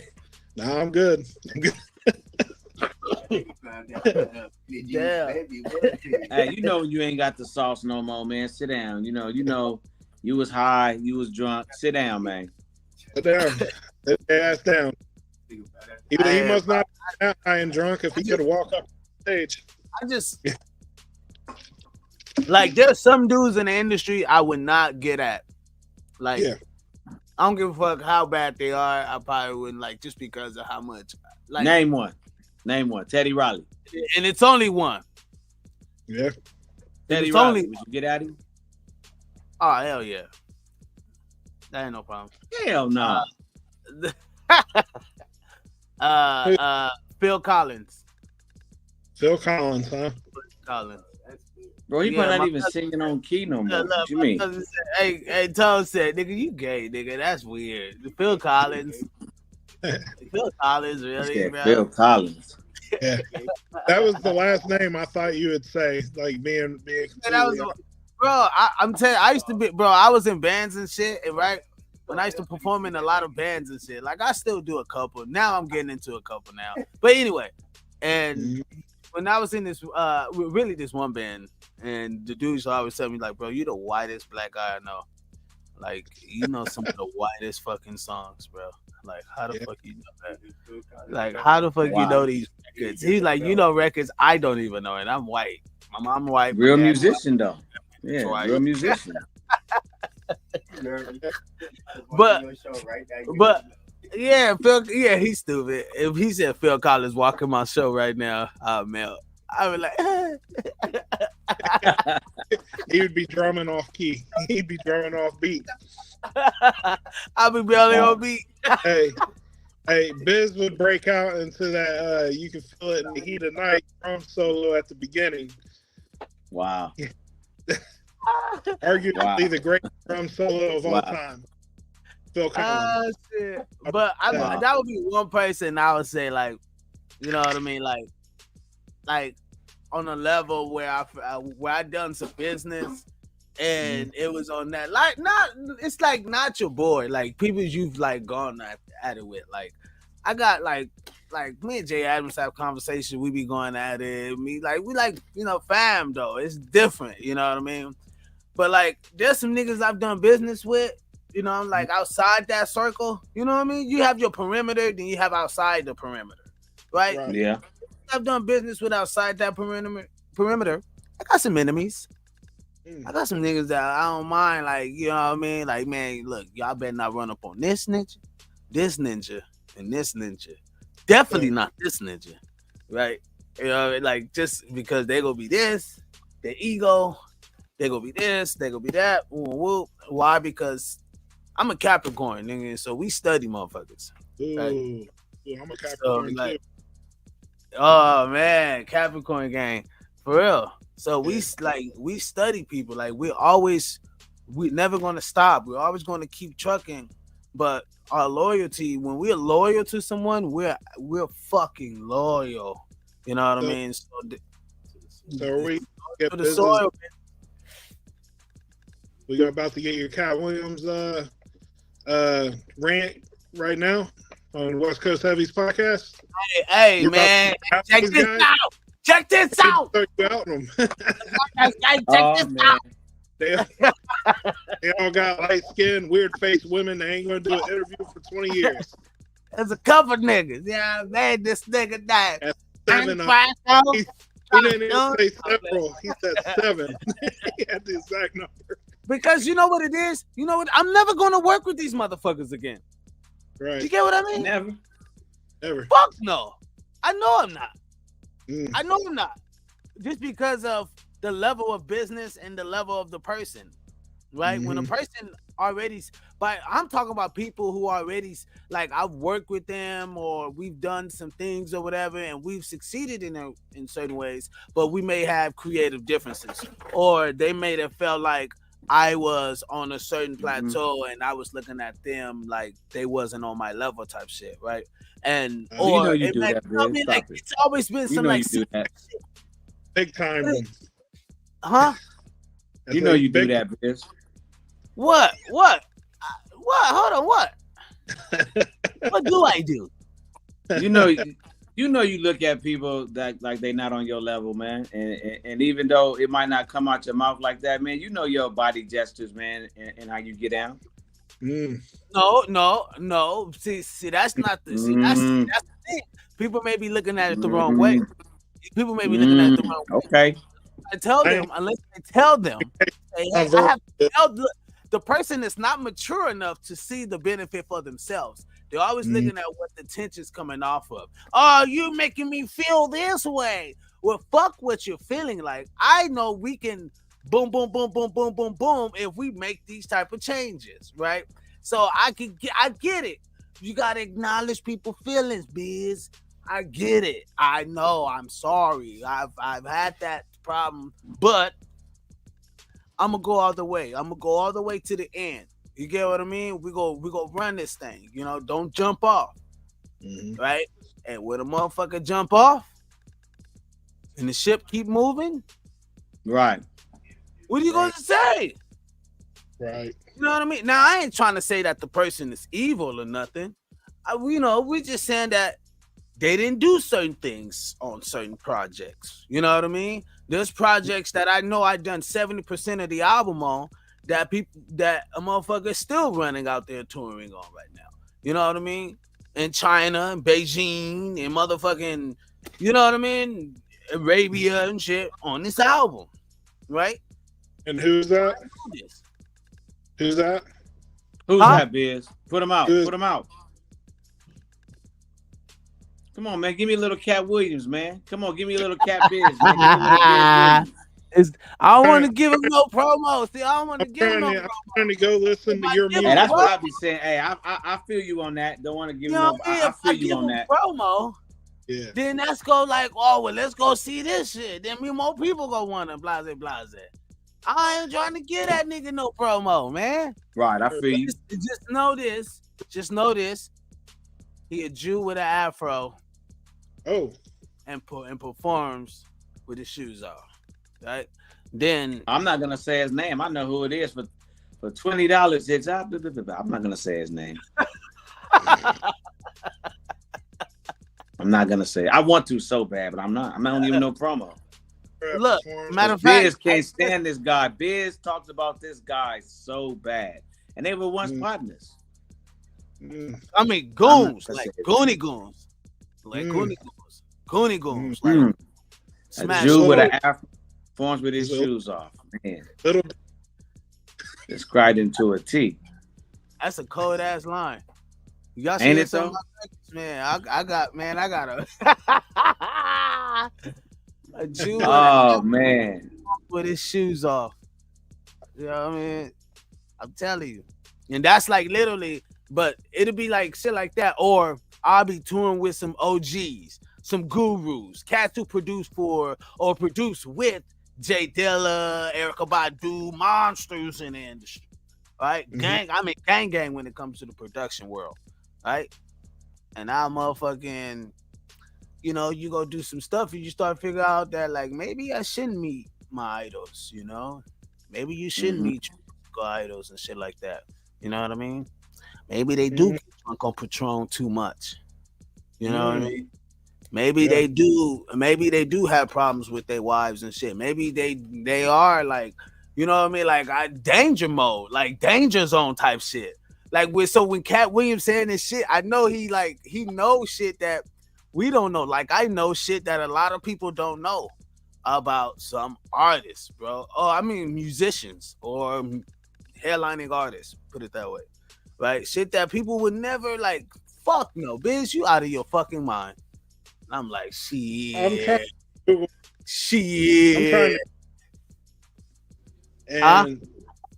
trying to Google this dude and I can't find him. So he must not be worth Googling. Yeah. To be fair though, I did Google Jewish artist performing with afro and shoes off, which is hey, tell him in the chat. Hey, this is the description he gave me. I just want to see what he looks like. Yeah, it's in the private chat. All right, yeah, because I'm picturing like what's that one dude Seth Rogen, but as an artist. Nah. Now, once you look that dude up, man, you'll see what he's talking about. Yeah. I wanted to say his name so bad, but I didn't give nobody no props. Oh, and he got intercepted. Took the ball away from me. So, yeah, man. Go ahead, Jay Adams. No, but I be feeling the same way, man. You know, I've been blessed, man, throughout my career, man. You know, it's not that many cats I could say I would never work with again, but there is a few record execs. I mean, not even a few, man. It's only maybe about 3 that I probably would never work with again. But yeah, man, you get no promo here on the West Coast Heavies TV podcast. No, you'll never get that from me, man. You know what I'm saying? You'll never get that from me. You'll never get me to give you no props and no shine at all. You know who you is, you dirty mother. No, unless like that's why I see why when cats like the album, the Dirty Island album, like I see why cats when they do their albums and shit, you know what I mean, like they start going in because that's why people go listen to the album, you know what I mean, to hear what the problem is or what was going on. And like that's why I'm blunt at. On the album, I'm blunt. On the records, I'm blunt. I'm like, fuck it. You know what I mean? But I could see that, man, without even being no drama. You know, I started telling myself that, man, like, you know what, man, situations need to be talked about. They're gonna be talked about. I'm not even gonna look at it as calling nobody out, man. If it happened, it happened. I'm gonna talk about it. Yeah. I saw Blueface earlier stumping out, dancing on what's his name? Soldier Boy's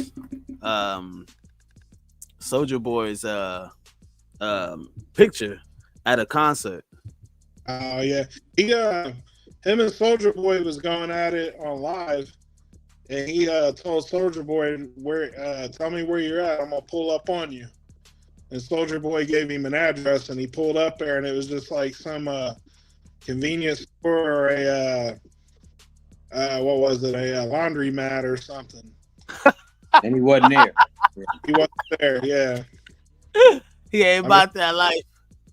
I was like, Nah, damn. Soldier. I mean, Blueface really be in these streets, man. My boys had these. No, I'm talking about Soldier Boy. Soldier Boy ain't about that life. Nah, that's what I meant. Soldier Boy ain't really about that life, man. But Blueface, I was saying, be in these streets. You know, I'm saying, you know, he be in these streets. Yeah. Shout out to Mike, the promoter, my dudes. You know, what I'm saying, Freddie. You know, what I'm saying, last night, Blueface was in the building. You know what I mean? So Blueface was in the building. So you know, out here really being these streets in LA, man. But yeah, Soldier Boy, man, he was just ranting and raving or something I saw either yesterday or today. You know, ranting and raving about Blueface. And I might have to do Biz. Huh? I might have to pull up on this dude. Like, fucking with Biz. And that's all I'm gonna say to him. Just throat punch him, walk off, say quit fucking with Biz. Oh man, I got crazy stories, and what's the thing is, like, he be like, he'll taunt, right? Like, if I'm working with a big artist, he'll figure out a way to go work with that big artist, right? And try to do something with that big artist try to do it on a bigger level, right? So if I go trolling you? Bro, trolling big time, bro. Like, you have no idea. He's a troll. I might just go up and jump on his foot. And not say, just walk away. And then under my breath, like, this is for Biz. What does that say? Blueface stomps and stands on a Soldier Boy album plaque while performing. Oh. Yeah, see, they be out here selling shows. And you know what, though, man? It's crazy, though, man. Somebody was saying, like, we was like, man, why you be booking Blueface and this girl? Like, whoop, whoop, whoop, whoop, whoop. He said, yeah, man, I know what people be saying, but people be buying crazy tickets and bottles to come out and see him. So I ain't gonna lie, man, this drama that be going on, it do be producing bags. Yeah. I think sometimes the drama is for the bag. Yeah. Like, It be producing the bag, man. I think, you know, cats know they not selling records. You know, they got to get their money somehow. Appearances, bro. Like, people is charging now. I got a price from an artist manager last week. I was looking. Man, they not just charging for shows. They charging for hosting. They charging for all of that, bro. So, you know, you get paid just for doing, you know, we used to call it a walkthrough. You get paid now just for hosting. You ain't even got to get on the mic or nothing but more than a couple minutes. But yeah, man, but that's crazy. Blueface stomping on a Soldier Boy plaque, Spotify. Soldier Boy album plaques. Crazy, man. Yeah, man, but they getting these bags now, bro. I say, man, get it, young man, get it. Get it, young man, get it. You feel me? Because they getting these bags. I ain't mad at it. Everybody want to tap into what they saying and talking back and forth to each other. You know, it's something stay going on. You know what I mean? It's crazy though. They pulling up another one. They pulling up another one. Soldier Boy is out here threatening. That's what he was doing. He was threatening Blueface. Oh, man. What it looks like. Blueface. Yeah, saying you a walking dead man. Yeah, they've been going back and forth on some gangster shit. Yeah. What? And so hold on. Look, they pulling it up. This is nuts. Didn't somebody run up in Soldier Boy's crib and rob him at gunpoint? In Soldier Boy's crib? I heard that. Yeah, I heard he got a gun put on him at gunpoint at his house. Yeah. Really? Crazy. Oh shit. Yeah, I Damn. think my mom must be talking reckless sometimes. That's nuts. So that it is. Damn. Wow. Mm, So that's what they doing now. yeah. Damn. What they Well, doing? What is a policeman, if dead Blueface, man walking, huh? And then Blue, when something happened to Soldier Boy, because Soldier Boy finna, what did they say? My boys was okay. So they did a show with Blueface last night, and they said it was the last show before he turns himself in. And I forgot what he had did. I guess he got to go do some time, because he's still out here doing stuff, man. But yeah, Blueface and Soldier Boy, man, they might end up linking up one day, man. It might really go down. Jay, I think we just got our next little TV venture, man. Which one is that? About Booking. Say that again. Just booking these motherfuckers to fight.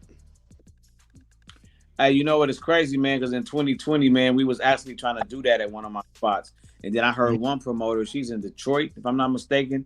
She talking about she really booking cats to pull up and fight with each other, bro, and selling tickets, and it's gonna be a concert. Damn. I think that is a thing, bro. I'm gonna be real. I thought about that too when I last saw Blueface and Soldier Boy going at it. Then I know my boy Five Stacks. Shout out to Cali's Finest Radio. My boy Five Stacks out here. He was actually promoting it. Cats was actually fighting. Yeah. Flyer, promoted, everything. You got beef in the streets. Let's take it in here in this ring. I think that is something, bro, to be real with you. You know? I don't know why they don't do that. I mean, I would love to be one of the promoters. I would love to promote something like that. You know, just get it out, man. Get it out your chest, man, and get it over with. Yeah. Also, didn't Blueface have some of them fights already with somebody? I don't know. Probably. Yeah, he did. I think he actually I could have sworn I seen Blueface in the ring. Also, some big news on the West Coast. Romeo from KATT, his mom passed. So sending love out and shout outs to Romeo. Oh, his mom passed. Wow. Yeah. Rest in peace, man.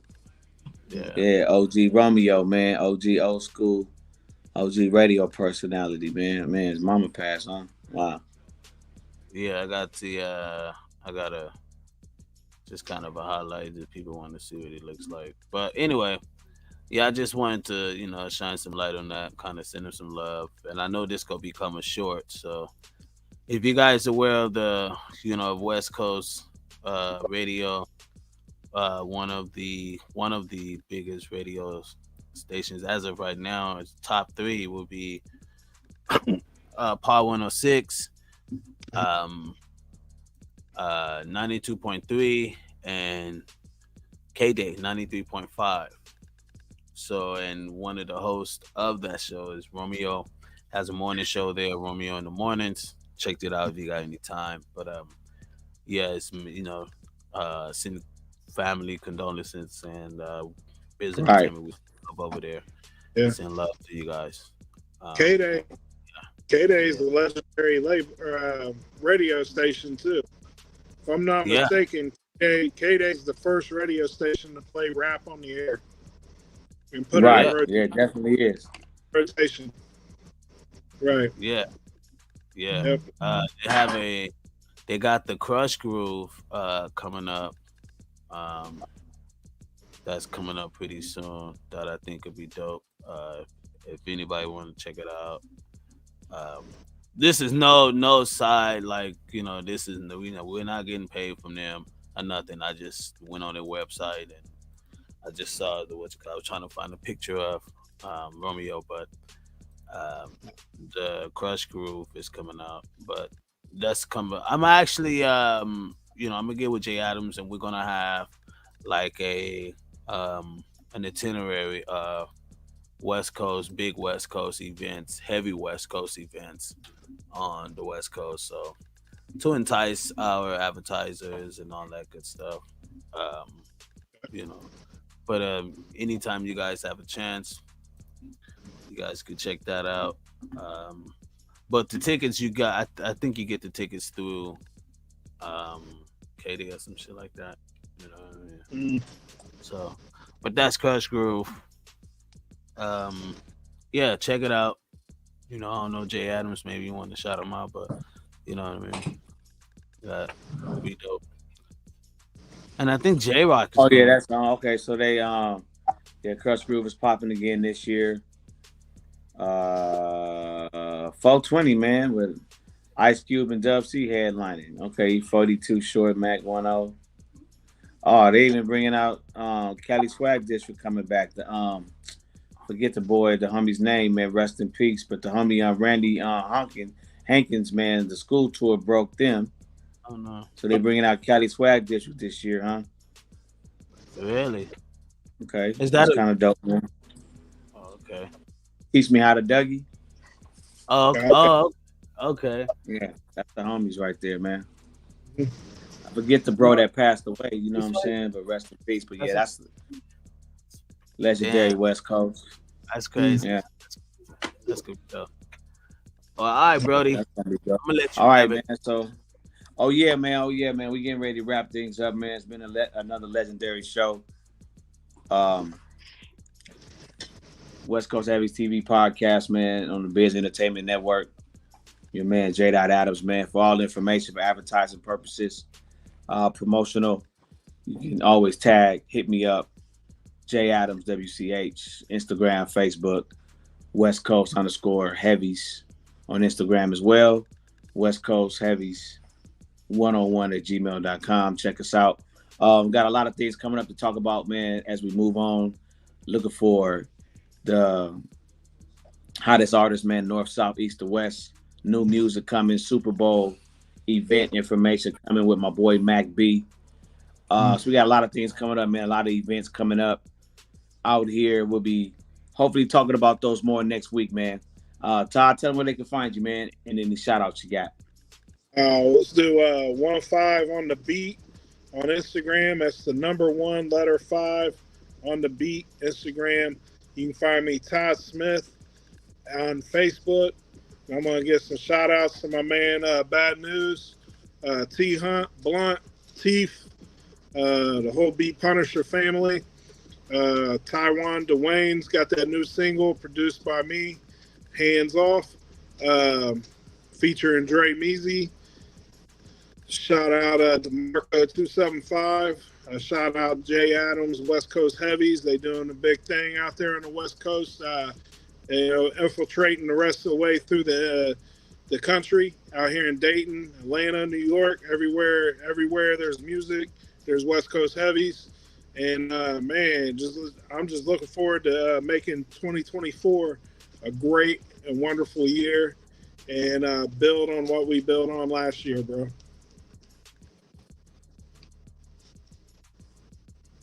Man, I'm your host, J. Adams, man. West Coast Heavies TV podcast on the Biz Entertainment Network, powered by our partners, Cali 900 AM, Los Angeles, The Radio Show. Appreciate y'all, man. Peace and blessings. Appreciate Joseph Jr., my son, being in the studio, and my niece Mimi being with me tonight, man.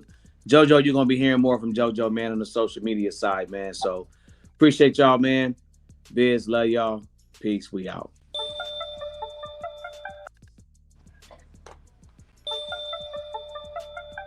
The only time we've ever been halfway right in this country that is not ours is when we did stuff for us, by us, amongst us. Look, bro. Stop talking about it. Like, let's get to it. Like, another vet from the West. West Coast Heavy TV's podcast in the building. What's up, Los Angeles? Federal government is still kind of like, okay, what is this? Radio, the promotion, advertising. Inspired me, like the way he put the words together and the pattern. In my 50s now, you know, right. I felt like I should do this. What the hell is you in something and you don't know the business? That ain't nobody's fault but your fault. You hear music, it's all sad, popping pills, and being depressed all the time too. So I think that may have a little bit to do with it. Man, J. Adams pregame Sunday.